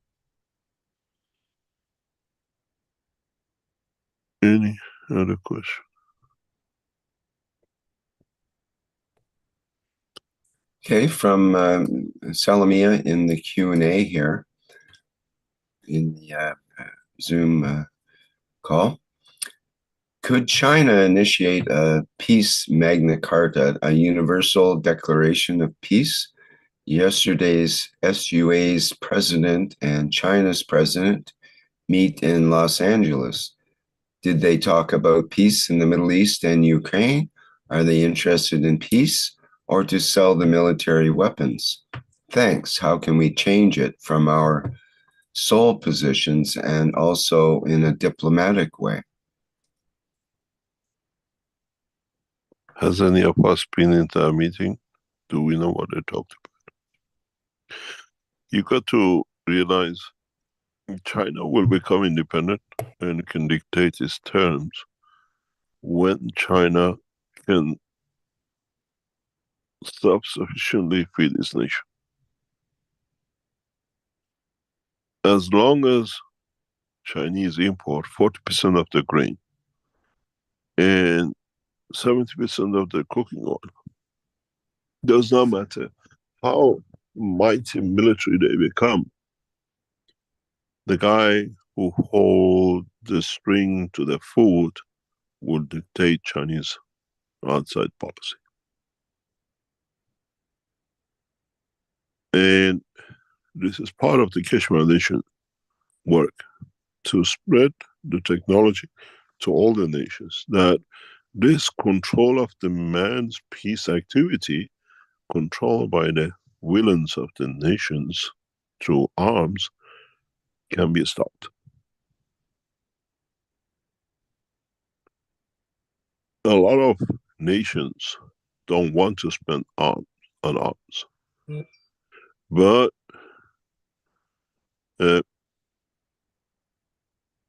they buy arms because it's a string attached to national food security. When you talk to many military officers, they always say so. I was privileged, or I was present in a very recently, in a military discussion, where the the chief of staff, chief officers of a nation, Air Force, were saying by law, by international law, our pilots have to have so many hours of flying just to be certified to fly these jet line, these fighter planes. But we don't have the fuel. If we get them 1 hour in the air, it's the maximum we can afford. Because we don't have the fuels. And the Americans are pushing us to buy more planes, which we cannot even train our officers. You don't have the fuel even to fly the thing for 1 hour a year. But they attach this purchase of arms to the food. How much grain they'll receive. So at the moment, a lot of gun policy is attached to the food national security. All these guns and arms sold by Europeans and Americans are connected to AIDS. How much AIDS you receive is how much of, in a way, it's become colonization through arms. And China is not immune to this. Europeans are not immune to this. Forget about the African nations, South American nations, and the rest. We sell you 3 billion of arms. We give you 1 billion of food that your nationals don't riot on the street. That you use the same arms to stop them. This is where the problem sits. This is why we talk about national food policy, security through the new technology. And it does not need to be grain. It has to be ingrained in our leaders that we do not need grain to feed our nation.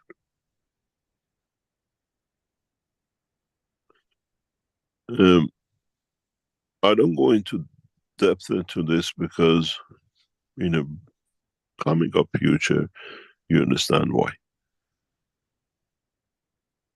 As I said,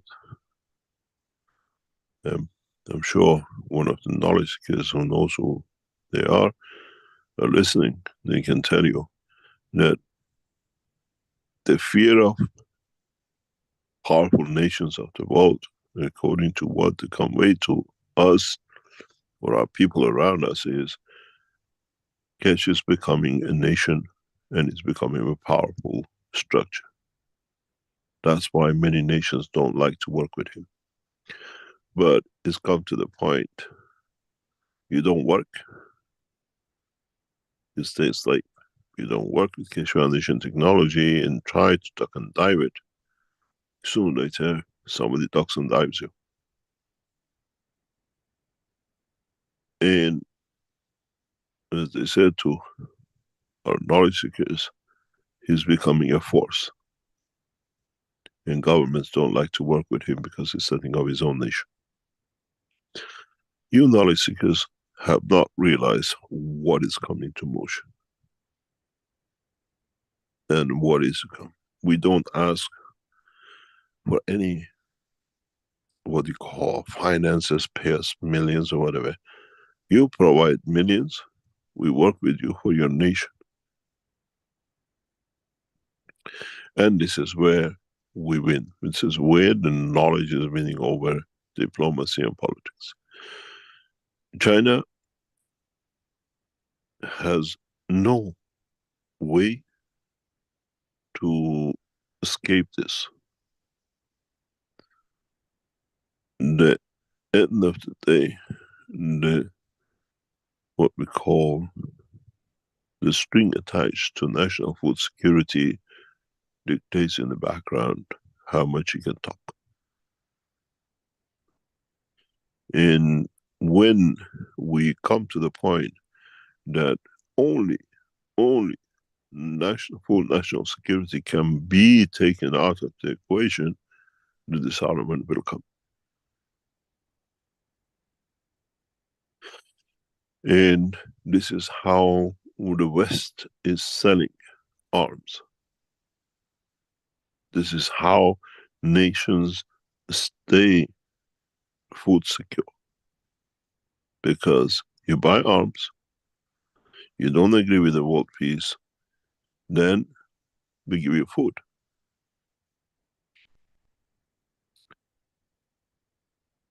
I explained this very recently. We have the same situation in Iran. You see hundreds of thousands of people on the street, shouting death to America and the rest. You don't see what's in the background. It's connected to the food they put on the table to their family and their children. Through the mosques that issue the paper, they go into all these hundreds of thousands shouting. At the end, they get endorsed that they've been to their, what we call a demonstration, and they go back to the mosque and they get the food for the family. This is how it works. It's the same in a larger scale with governments. 99% of the, what we call demonstrations, has a string attached who pays it at the beginning. We had this with the Greenpeace. If you remember Greenpeace movement, why don't we hear from them that much anymore? Why Greenpeace has become so silent in the 1970s and 80s was the force? Because the Greenpeace was financed 95%, 99% by the Russians to create problem in the West. We saw the end of Greenpeace, and we don't see them the way they used to be in 70s and 80s, because in 90s when the East opened up, there is nobody to finance them. And Russia is not much interested, present Russia, to do that. Is the same way with national governments and peace. When you talk about creating peace, you have to first create national food security. The peace will come because I've sat in many meetings with generals, with colonels, with all sorts of military rank people over years. And unknown to public, military expenditure of a nation is connected to how much arms they buy and how much food they receive. But a few points of these are coming to an end. Americans are running into a problem with this because the lands which was used to create all the GMOs and American rice policy and food policy now drying up in Texas. The underground reserves have finished and the desert is going back to desert. And we'll see this food policy of Americans is coming to a natural end in the next 5 or 10 years. Those huge lands which used for putting 100 harvesters next to each other to harvest, and what you harvest was showing the power, was that the power of control. In this meeting in United States by President Xi and the rest of Chinese and the rest of the world will have no bite if suddenly tomorrow American, as they've done with all the nations, put an embargo on food, on grain. The situation with Ukraine has become solvable. It's finished. Russians have won the game. You will understand in the next few months how Ukrainian leader and the rest soon will go into hiding and criminal offenses, and the rest will come against them. And Russia will take the main farming land, the enclave they were after, back into Russian territory, but under another name of, what do you call it, Ukraine. Because now most of this will go under the control of the Russia. The grain export is sitting on the ports, they sit on the main part of the grain production. This is partially becomes part of national security of food for them. And they will guarantee food to China. And this will change the position of American control on food supply. We see this very clearly. Russians have heavily downloaded most of the grain. Some of the nations like Iran, North Korea, China have never had such a full reserves of grain, which Ukraine was downloaded to.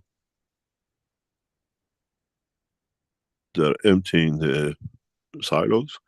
At the same time, the farmers, they are under control of, now they're taking territory over. They still need to be paid, still produce the grain. It hasn't stopped, and this is becoming part of Russian export. You got to remember, Ukraine was part of USSR, and they relied on this part we call Ukraine on their food production. And now they got it back. And this will take a lot of pressure off the Chinese on relying on grain to the Americans. It has changed slightly the balance. But as long as what you call Chinese rely on their food security, the Americans will play the game. There is very little bite in the bark. This is why China cannot resolve Taiwan. If they push a little bit, grain transfer will stop, even though Chinese now operate heavily in Argentina, in Brazil, and the rest. America has a big chunk of the percentage of the grain export to them, and especially oil and soya. And this has to come to be produced inside China. And once Chinese can produce enough grain inside by 2030, then we will see a change of policy. And Chinese will change their position because they have no fear of food. Two choices is left for the governments. Go through this grain proposition, which they control America. The Americans have control over all of it. Or go through the new technology, feed your people online with apps. The way Keshe Foundation is developing, proposing, and delivering. Then no nation has control over national food security. When people are hungry, they'll start rioting. When you feel the stomach of the man is calm. And as always said, armies march on the stomach of the soldier. You cannot have an army when you have starving soldiers. Very soon, the more Americans put with food policy against arms, and we can replace that with a different proposition where you can feed people through apps, the way you lot, the light in the hand and the others you've been, then it'll change the policy.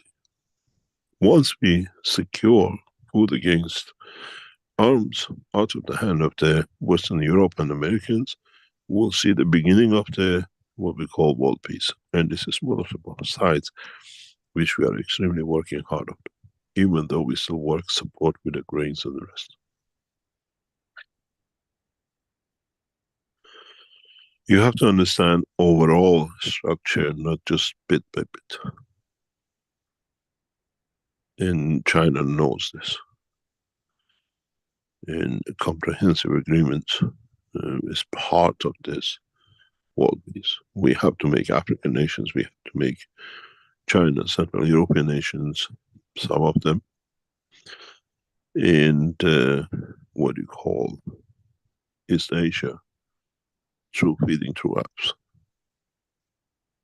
You have 8 million people living in Belgium, 9 million. You have 70-odd million people living in UK. There is not enough farming land for a small nation and a big nation to feed. So the grains are controlled. And that grain control dictates the policy through arms.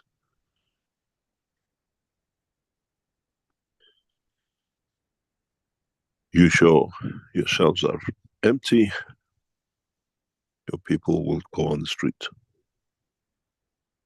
We keep your shelf filled up, you buy arms from us. This is how arms are so prevalent through food policy, national food policy. The only way, which is a solution for most of the nations from Africa to China to European, and the leaders will come to understand very soon, to come out of the hold of arms against foods and controls is the new technology.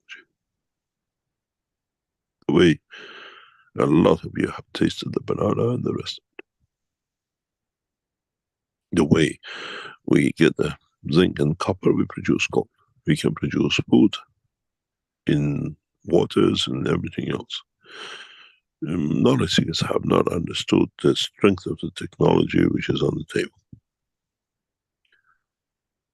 National food policy will separate from the arm, and when you don't need buy arms, you spend more of your finances on the nation.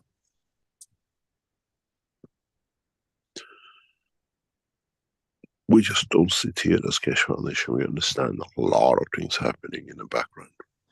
And you have, as an organization like us, understand how to use the technology, but understand it. You can't be doggy-headed and just bark your way. You have to understand how the water runs under the carpet, as I say.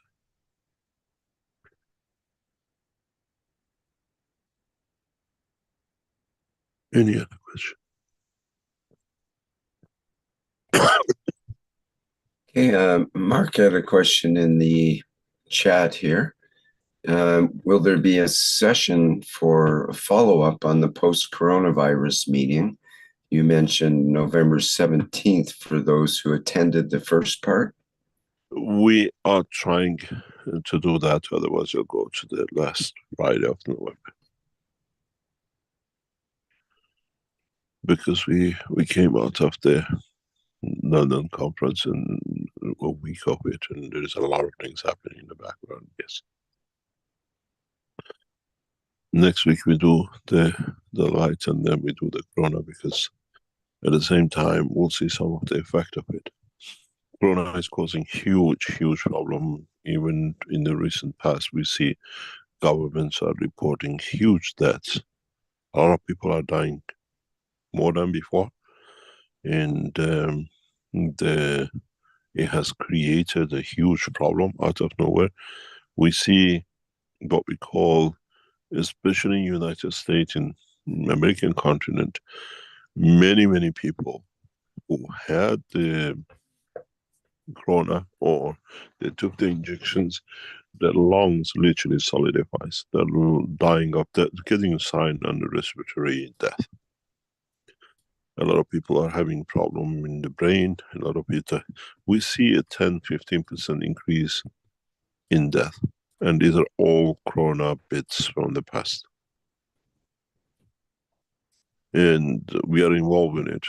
We are trying to understand how to change the situation, but I saw an article sent to us, even the insurance companies are panicking because too many people are dying and insurance policies are maturing because they have to pay for it. And there was no allocation for this. They were assumed to die in the next 30-40 years. And this indication is coming from the insurance policy holders in the West. The insurance companies have gone into panic attack. Too many people are suddenly dying, but as we don't have corona, they're going on the cover of different diseases.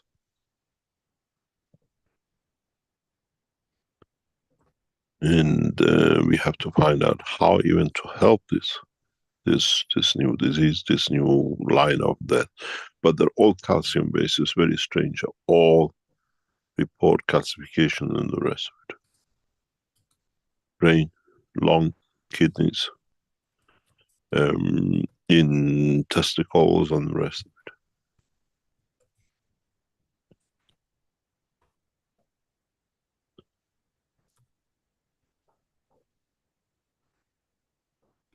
Any other question?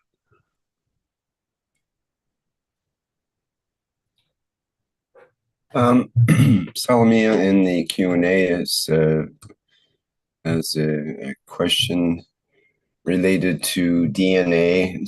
She says that penta and hexa formation of our DNA is related to star formation and flower of life, which is crystal symbol. Memory means liquid light and crystal frozen light. So our DNA stores information in a fluid state of our light and in a crystal hexapenta formation, which is frozen light. So when we transmute is at the DNA in our RNA type. So the transformation of solid light to liquid and gas light, just to make a comparison in order to understand. I don't understand her question, actually. It's kind of Welcome. if you can You're get quite something out of welcome that. to our world. I don't understand it either. Okay. She has a comment. I don't know what their question is with her comment in the chat, so we'll have to pass on that. And Wolfgang asks in the Q&A, can you briefly explain why inbreeding leads to genetic defects?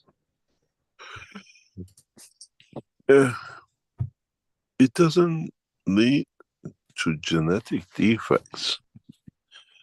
It makes the availability of broader spectrum of fields less available. It narrows the interaction. When we marry out to the other, what do you call it, bloodlines or other races or whatever, we expand the spectrum of fields available to our child. When you inbreed, it's very narrow, very, very narrow. And the more you inbreed, the narrower the spectrum of fields are available, because you haven't brought anything new to extend, to expand. And we see specific diseases, specific conditions to this line of inbreed. And we had it even today, we have it in the European monarchies. They have inbred so much over centuries to keep them in power that we have diseases which is exclusive for European royal families. We don't get that much of it outside. Don't look at them, they get on the horses and the carriages and they shake hand and they wave as they are. These lines are so inbred over centuries to keep in power that they have diseases of their own, and there is no cure for it because nobody has done the research when only 20 people have it. Blood disorders, all sorts of mental disorders. Half of the monarchies in Europe are mentally demented just by inbreeding. When you listen to this news that he's connected to Charles II and she is the grandchild of Victoria and they married, blah, blah, blah. This is all the inbreds. And they carry specific diseases, it's carry specific, because the spectrum of the fields to come in is not there. When you see a black and a Chinese or a black man and a white woman marry, what a beautiful children they create. Because the new energies come into play and new dimensions. Have you ever seen some of these white, black Americans or the Europeans? You just can sit and watch the child for hours with the beauty of it. The color of the eye comes from one and the skin comes from the other. Mixture of the colors is just beautiful to see, because now a new spectrum has been opened up. New colors, new combinations. And the inbreed does not allow that, and that inherently narrows the option of the fields.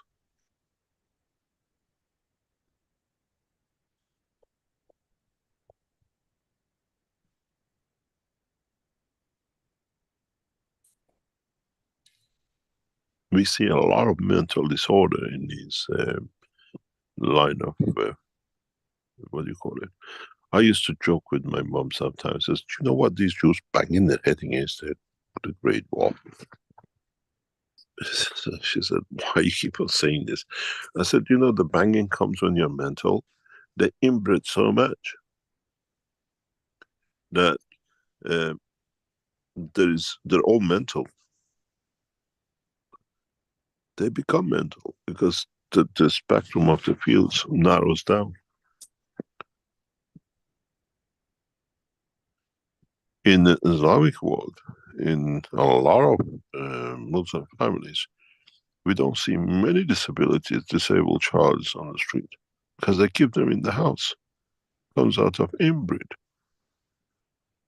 It's a shame to have many Saudis houses, Arab houses, inside them have mental or disabled children because it's come from inbreed. All sorts of problems.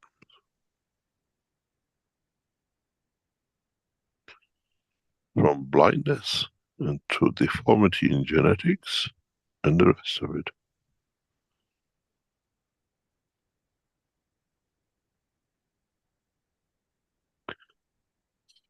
Any other question? Okay, Salamia would like to explain her question. So go ahead, Salamia. Yes, thank you very much. Thank you very much, Mr. Keshe. I think that my question is related with different stages or states of the light as a plasma in movement, and the relation also between light and our DNA and RNA, because I don't understand very well this why I am asking you. Our DNA, as far I understood, has a hexa shape and also penta shape. I don't know how it is. I am not a medical doctor. And my question was, could be this related with star formation of 5 and 6 elements, like the flower of life or as a pentagon, as a pyramid? When you understand it, come and explain to us. We're trying to explain it.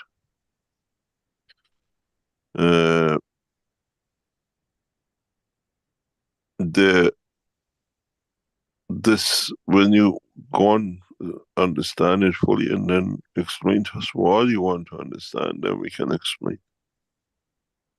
Okay. Principally, we talked about this long time ago. I remember somewhere you might find it. You cannot put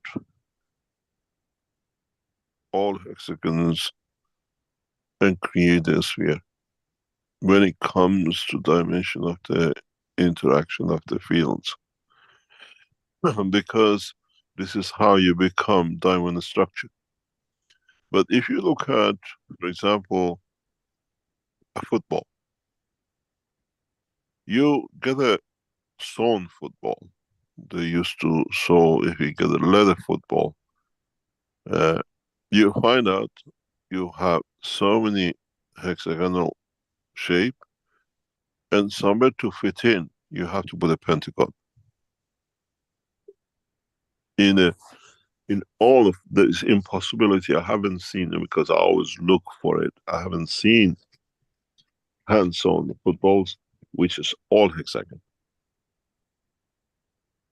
It's the structure of the shape of the plasma, and the DNA and RNA are part of this. They cannot do different.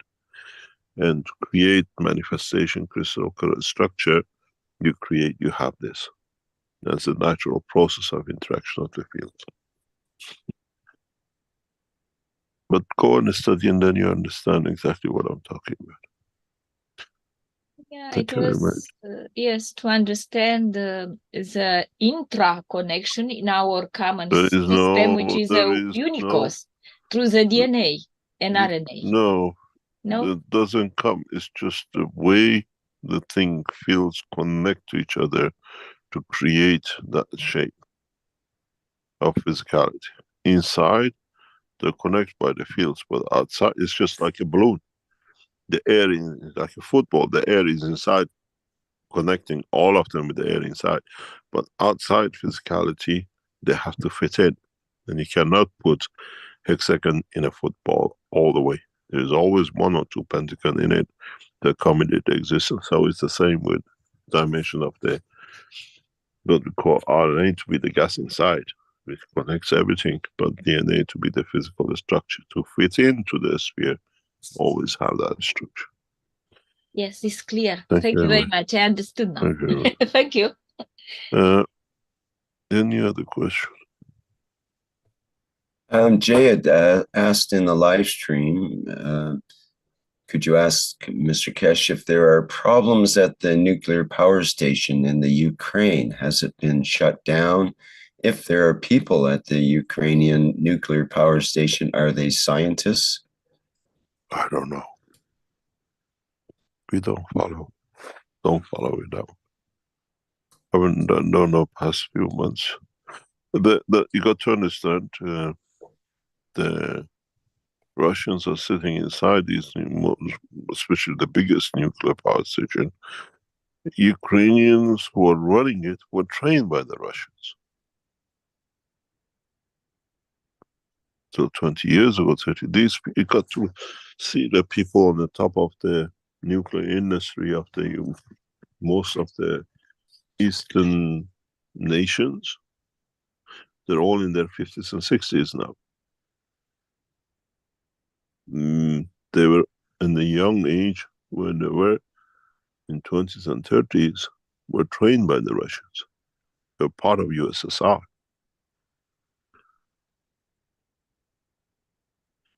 And this is inherent in all the nuclear industry on the east side of what used to be Eastern Europe.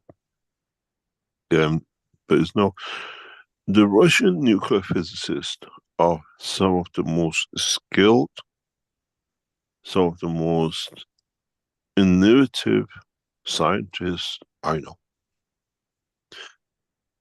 The freedom given to them to try to develop is amazing, even today. The American European structure of nuclear industry is very restricted to legislation, how and what. Russians don't have that even today. It's very patterned, but very open. They allow a lot of innovation. The nuclear scientists in China fear of their life. If they make a mistake, they can be killed. Russians are encouraged to look for new ways.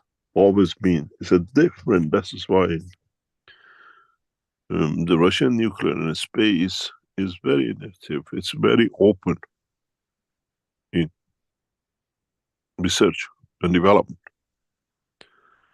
The legislation does not exist as such, but caution is looked after, but it's still a lot of freedom.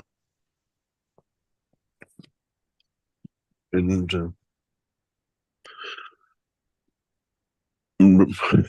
whatever, what you call nuclear power stations that are in the hand of the Russians in Ukraine should be pretty safe, because they know they're mastering it. They build nuclear reactors.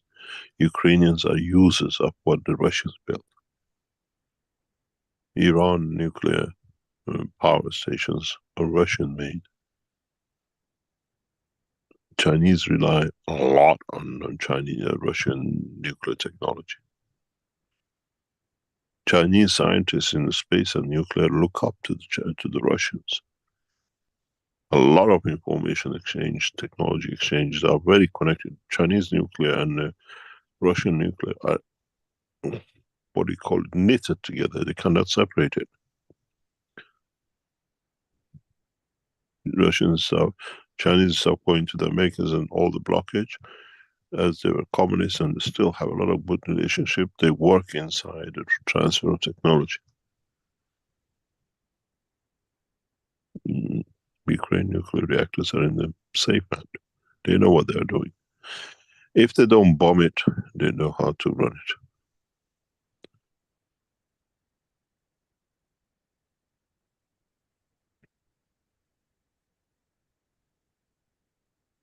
Any other question? Yes, we've got John Wells with the hand up here. If we could hear from him, please. Good morning, sir. The problem you were mentioning about the football with the pentagons and hexagons, you also see in the domes, in the construction of domes, you got the mixture of these two figures. And you can clearly see that problem there. Now, it's not a problem, it's well, it's nature, yeah. Yeah.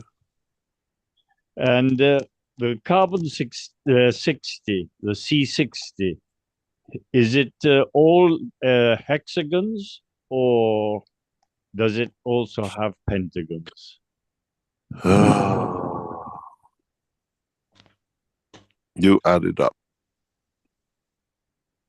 Good question. And I was thinking of another problem we've had with the post-corona problems, because the inoculations were supposedly for over 18-year-olds, and they've been vaccinating kids as from 3-year-olds, and we're seeing a lot of problems with the menstrual problems for women, and a lot of lack of sperm in kids. We will have this problem with corona for decades to come. Yeah. Americans are just looking at how much damage is done, how much more they can do, why they force the soldiers and the doctors to be vaccinated. Now they're killing them, so killed so many of them dying. Many are coming up with other problems. And also with it's a delicate subject that we can't really discuss on YouTube because of their restrictions. Sensitivity. Yeah, we have to wait and see what the history writes. What the history writes and why we see all the things which goes with it. It's, if you look at it, corona has been one of the first tests of mankind with the viruses in a different way. But once we start space travel in the physical dimension, we'll bring more of these energy packs. And then what will be effect of it on our people?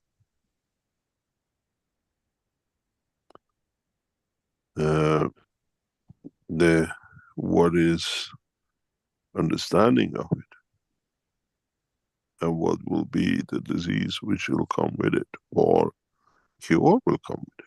It's not all one way, bad way.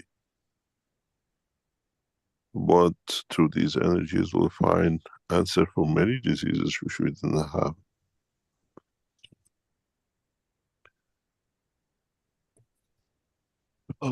Well, we do have the answer to the previous question, which was about the soccer ball shape and the particular atom structure of the C60, which is called Buckminster fullerene, named after Buckminster Fuller, who originally conceived of the dome structure. And yes, it's got 20 hexagons and 12 pentagons. and does resemble a football. Ta-da!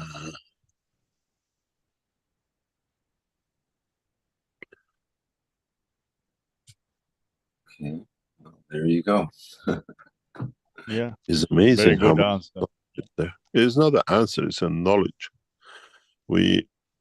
In the future, you look into this for specific works.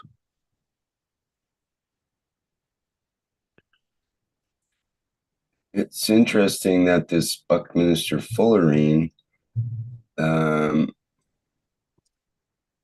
it exists in space and has been observed in the planetary nebula and several types of stars.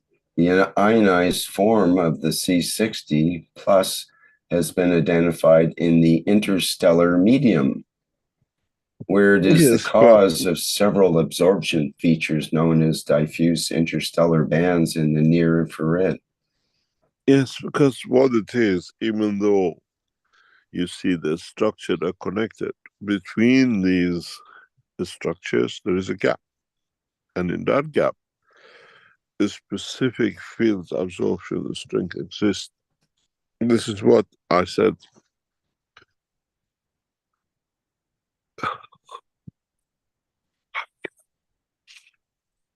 The knowledge seekers have a problem with creating fields. But from the fields, we create radiation. Like the way now you can do what we call laser beam monoatomic energy fields. In space, we produce mono field strength, which means from gases, I can create any radiation you can ever imagine, but the power of it is totally different behavior. An X-ray, by X-ray machine coming from interaction of the high currents hitting the surface and creating it. In the plasma X-ray, when we produce it, it's not a ray, it's a plasma of rays. And the power of it is beyond man's imagination. I've done this and I have a full knowledge, or as much as you can call it a full knowledge, of how to produce X-rays, gamma rays, cosmic rays at will through to our present technology. And it's not what you call, if you understand this, then you can produce and go into these, what do you call it, constructions and development and change it. When you have this exactly the ball, with the present knowledge, when you feed it into the ball enough air, there is no room for expansion. It blows up. But when you feed this ball with specific rays, cosmic rays, gamma rays or whatever, these walls in progress will expand. You can reduce the size of this ball or you can expand it. The walls will not change. The size of the walls, each wall will stay the same. But more pieces will appear in the construction. And it's all done by energy transfer. This is what I said in the teachings of past few weeks. In the Keshe Foundation, and I go back to years ago, we explained this. In the development of the Keshe Foundation space technology, we are not looking for huge air hangars. How can you make a UFO which is 200 meters across? We don't even have the platforms to hold such a weight. We don't have construction technology to hold 200-300 meter diameter tents. With the new space technology, we bring the reactor in the middle, we set up the structure of the shape of the craft we want, we create the fields, and interaction of the fields with each other creates the shape. And then by how we feed this formation decides what size the craft is going to be. How much of it is going to be solid, how much is going to be fields. This is how the new technology comes. It's literally a backpack on the street, set it up the way the instruction is on the manual, you got yourself a UFO. 20 meter, 100 meter, 1,000 meter.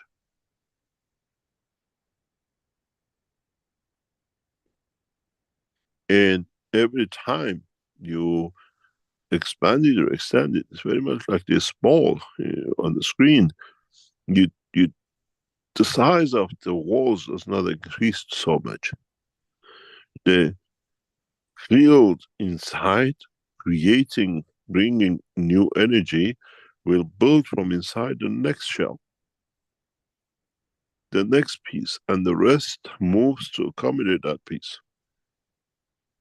This is how your body, your skin grows inside the womb of the mother. This is how we create that shell, and then inside it we develop secondary, what we call body of the man.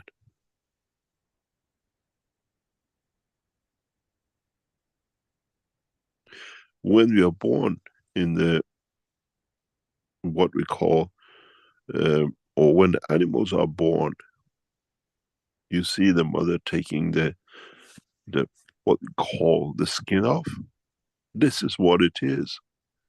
Inside, once the child is conceived, once the sperm and egg do exist of themselves, you have the womb of the mother. Then you create this flexible membrane to create a condition inside that the data can create the structure of the bone, the structure of the man, the heart, the leg, and everything else. Is not a loose things in the womb of the mother. That membrane holds, and that membrane expands as the child is. So it's exactly like this ball. The energy comes from inside, and from inside, the division takes place, and the skin expands. It's not the same number of carbon if you manage to get energy in the cosmic rays, and then if you had 24 pieces, now you have 48 pieces. Now you have 60 pieces. And as it expands, it does. Look at the skin of you and see that hexagon on it, then you understand. They're not all pentagon. You know, the hexagon and pentagon, they have to accommodate the stretching and moving. And how much energy comes from inside according to what it is. That's how your skin is regenerated. And we have access to full cosmic ray spectrum to produce. For me to produce a cosmic rays, is easier drinking a glass of water. To produce gamma rays in a cosmic level, not in a manned machine. When we deplete nuclear warheads, at the moment Americans are paying the Russians now, the treaty has stopped by the Russians, they're paying them millions and billions to empty the warheads. With a new technology, understanding this, it takes a few seconds. Doesn't matter how deep they bury these nuclear warheads, we empty them like a scoop of ice cream, even easier than that. Because we have access to a knowledge unknown to man.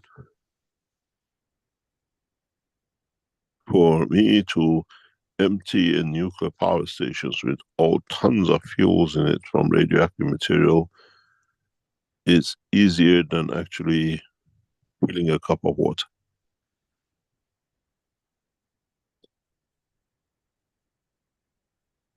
bringing an end to nuclear industry as a weapon, it'll take a few minutes. You still have the rocket, you still have your warhead, but in that warhead is emptiness. And it's a knowledge which well tested. It's not something he might be able to do. Because if you understand this structure, it gives you a lot of possibilities. You look in what is inside a ball. I look what can come out of this ball. And it goes back to creation of black hole paper, if you understood that.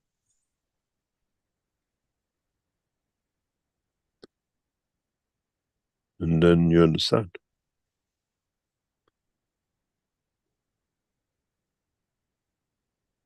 Nuclear radiation in a plasma is so powerful, you can disappear a whole of a planet and a star with it in milliseconds. Or you can allow it to expand to become a bigger star, or reduce it. You can do this, it's done very, very systematically. It's like when a star or planet goes into the point of disintegration, you can empty the energy through fields from inside it. It's something which is done. It's like putting a fire out, but those who understand the knowledge of creation. If you have a star formation or a star such a solar system where the star is about to go out of control, and you have planetary systems which are nurseries, you don't go on empty. With the knowledge we have, we reduce the heat inside. We withdraw the radiation fields and cosmic and the rest.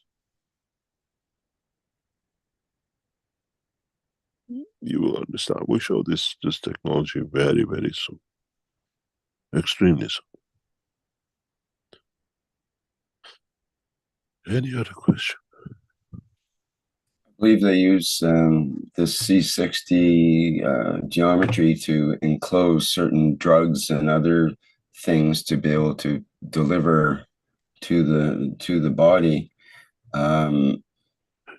This C16 has a hidden power. Has a very, very, and it depends how it's used. You see, when they use this carbon 60, they say, oh, medical, blah, blah, blah, and it does this. Follow the life of the people they use it on. Follow the cycle of the cells they use it on. And then you see, it looks very sweet because you're taking this picture frame, take a picture frame underneath later on. The scientists who work with carbon 60 and sometimes by accident come to consume it or come in touch with it, they live a horrible life. Absolutely. I was witness to one. This is why I keep on telling you, please do not bring cancers and the rest, because if a composition with the body of the man with the stomach acidity creates this, you die of horrible life. You live. Well, Joel had mentioned or asked, is this the geometry, also the geometry of GANs? No, GANs is dynamic and does not maintain geometry as such. It keeps a physical boundary, fields boundary. If you get such a geometry, you're in a big HIPAA problem. But we use it. This carbon 60 is under a huge discussion, especially for weapon technology at the moment, by Americans, by the Chinese, by the Russians, by the Iranians. Germans are doing some work on it because it's primarily a black hole and how you interact with it, and primarily how this black hole will interact with outside.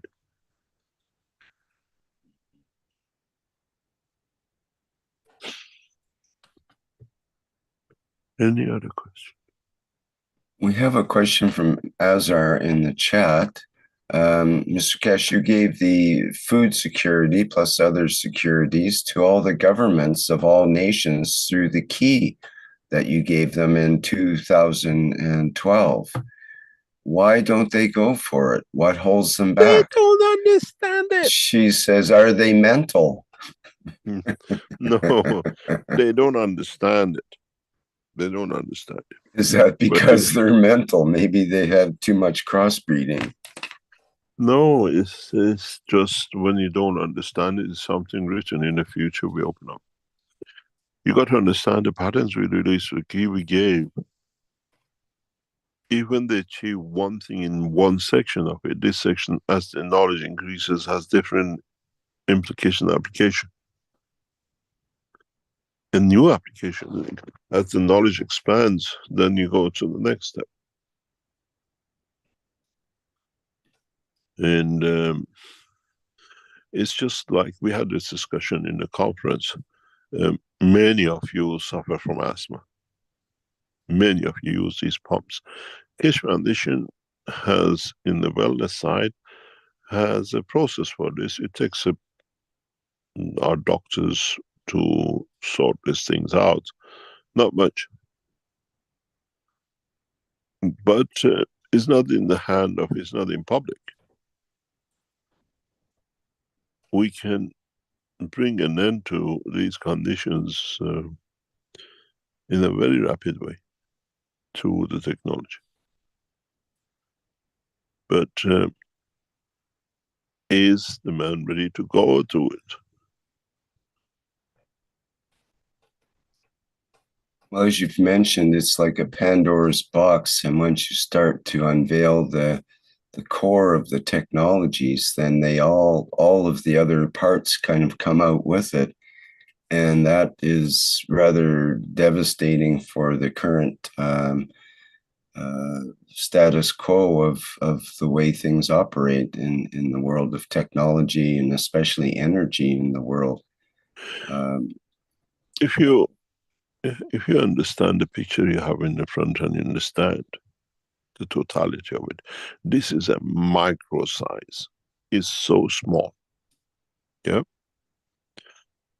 This is enough to bring America, this one cell is enough to bring the American most advanced naval aircraft carrier, one cell. No more.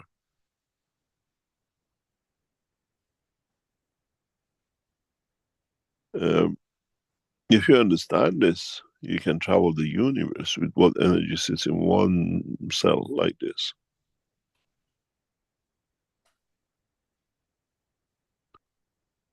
It's very much like a football. How hard can you hit it? But with this, what energy you transfer inside it.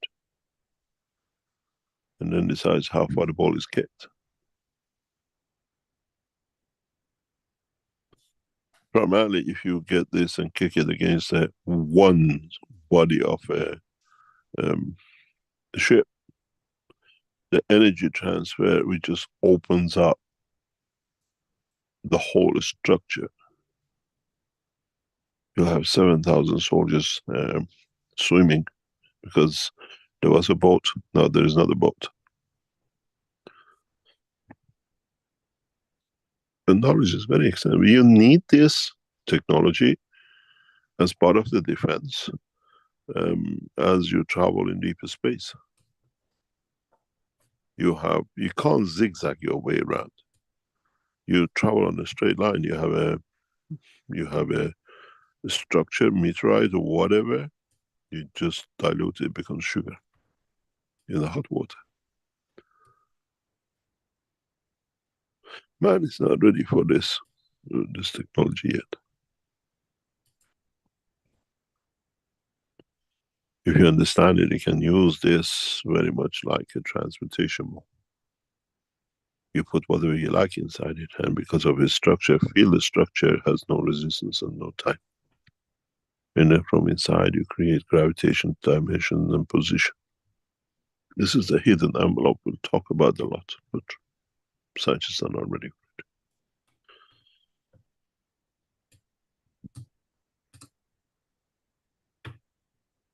Any other question?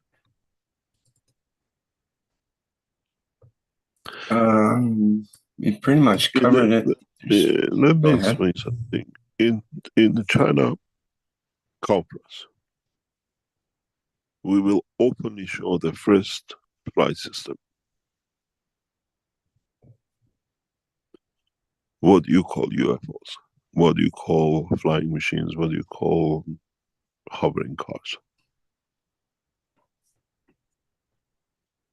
In that conference, we'll bring more or less an end to the present propulsion. Those of you who were present in London conference, you saw with a frequent change of the screen on the panel that what, how small rate reductions leads to then a massive end conversion. In this will bring an end to the propulsion. In the next 2 or 3 months, once we get to China and the presentation of the Chinese conference, nailing the coffin of propulsion and the electric car will be set.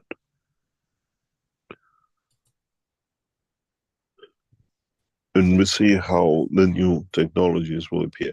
We cannot live without it. It's something that needs to be done. And the technology more or less is complete there, but just needs for people to understand. Those of you who come to China conference, you will see the first, what we call flying machine. The structure will be built on the platform. And then we go through the other phases of it.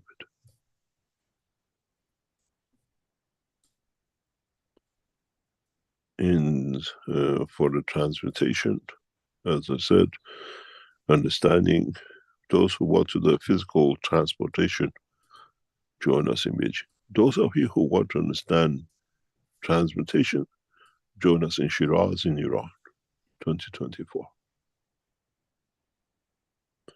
Knowledge comes with the poetry together. And then you understand how sweet it will be. And then we'll go to the next step.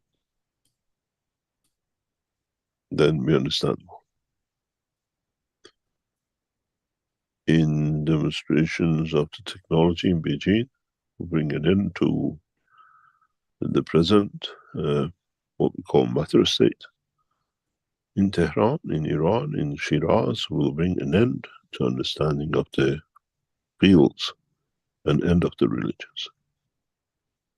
Where even the holy men and the religious men will see the light of the Creator. Then we understand where the peace comes.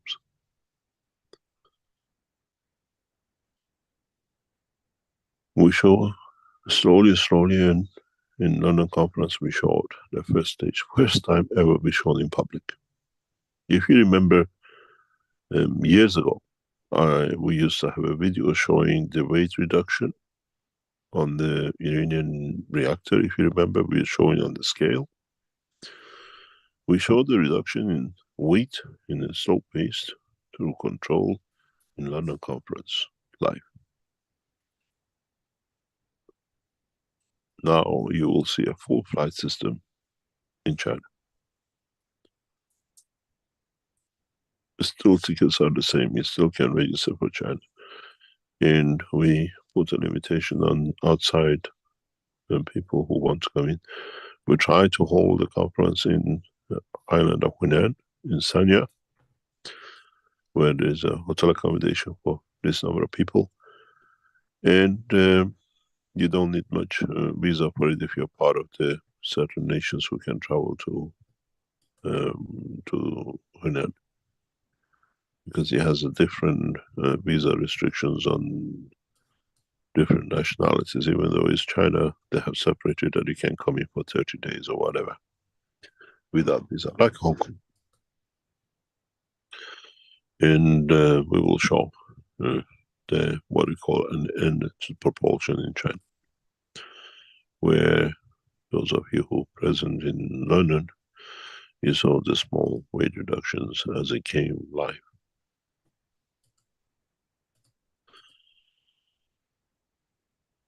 Any other question? Or we call it a day. We've been there nearly 3 months. Yes, I think you've pretty much covered it. There was one last question in the Q&A, but I can't. It's in German. It's about the London conference, I can see. I try to translate, but my Google is not able to operate right now in my web browser for some reason. I broke Google. Ask Google the must be German mad at delegation us. translate. Perhaps there's... Mario is there. Who's translating on the German side? That would be Andreas, but he would have to leave his microphone and Is there any Germans on the translation. panels of your live stream? If someone can translate, they can put their hand up and perhaps they can help.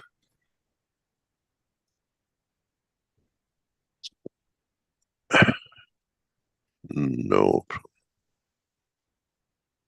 Raphael says, what was the special gift for the participants of the London conference? That's Ask them.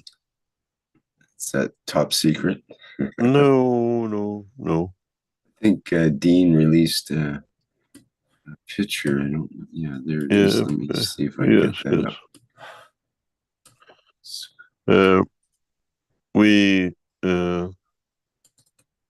All the participants. This was for those who participated in the teaching part. There's what do you call it? The star with a gas inside it, a special combination. Then you have the coaster.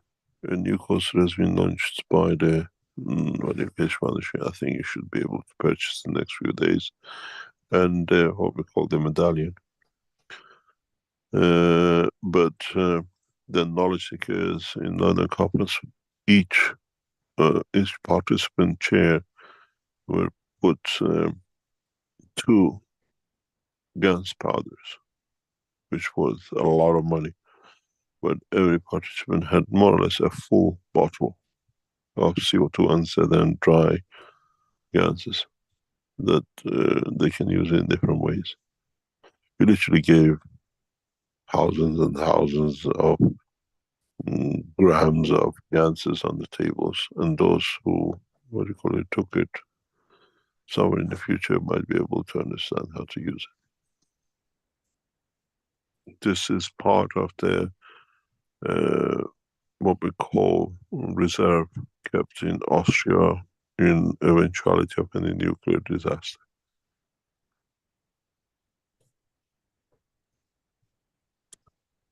Thank you very much for today.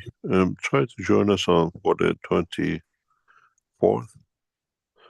And if you've been waiting all your life to see the first flying system, join us in China, in the conference in China.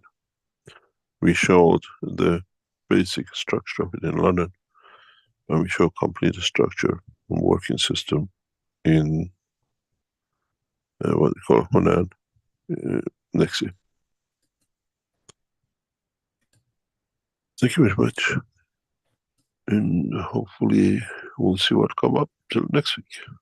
Thank you very much, Rick, and for all the support. Okay, thank you, Mr. Keshe. Thank you very much for yet another Knowledge Seekers workshop here, number 512. Thank you. Something, sorry about to pop in. I just remembered something to explain. Those of you who wanted, always waiting for different wellness conditions to be able to use the Ovisos, these systems, which now comes as a connection to the Ovisos, now has left the hand of the Keshe Foundation to what we call the distributors, to people who have licenses.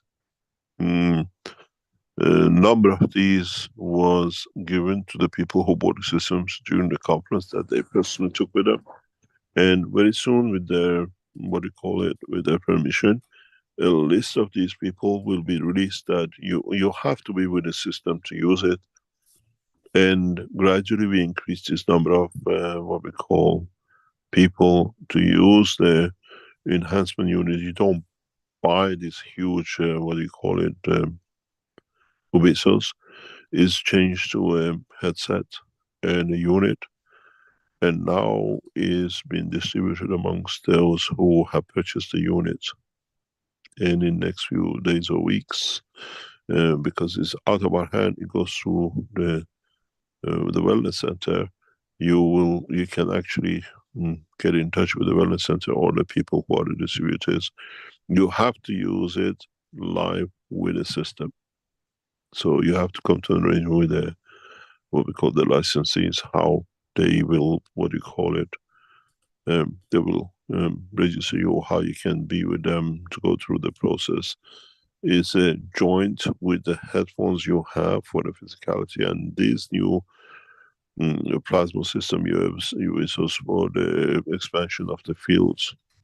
As I said, what used to be done in 3 months will be done in a fraction of time, with much more effective ways through the wellness.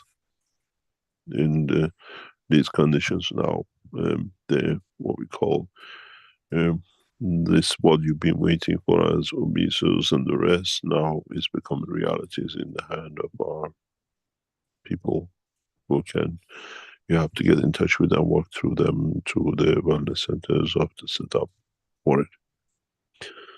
So what you've been waiting for now is already been released. Thank you very much, and we'll meet again. And sorry about that, I forgot about to tell you this. Okay, thank you very much, Mr. Keshe. All right, and thanks to everyone for being here today to experience the 512th Knowledge Seekers Workshop here on Thursday, November 16th, 2023.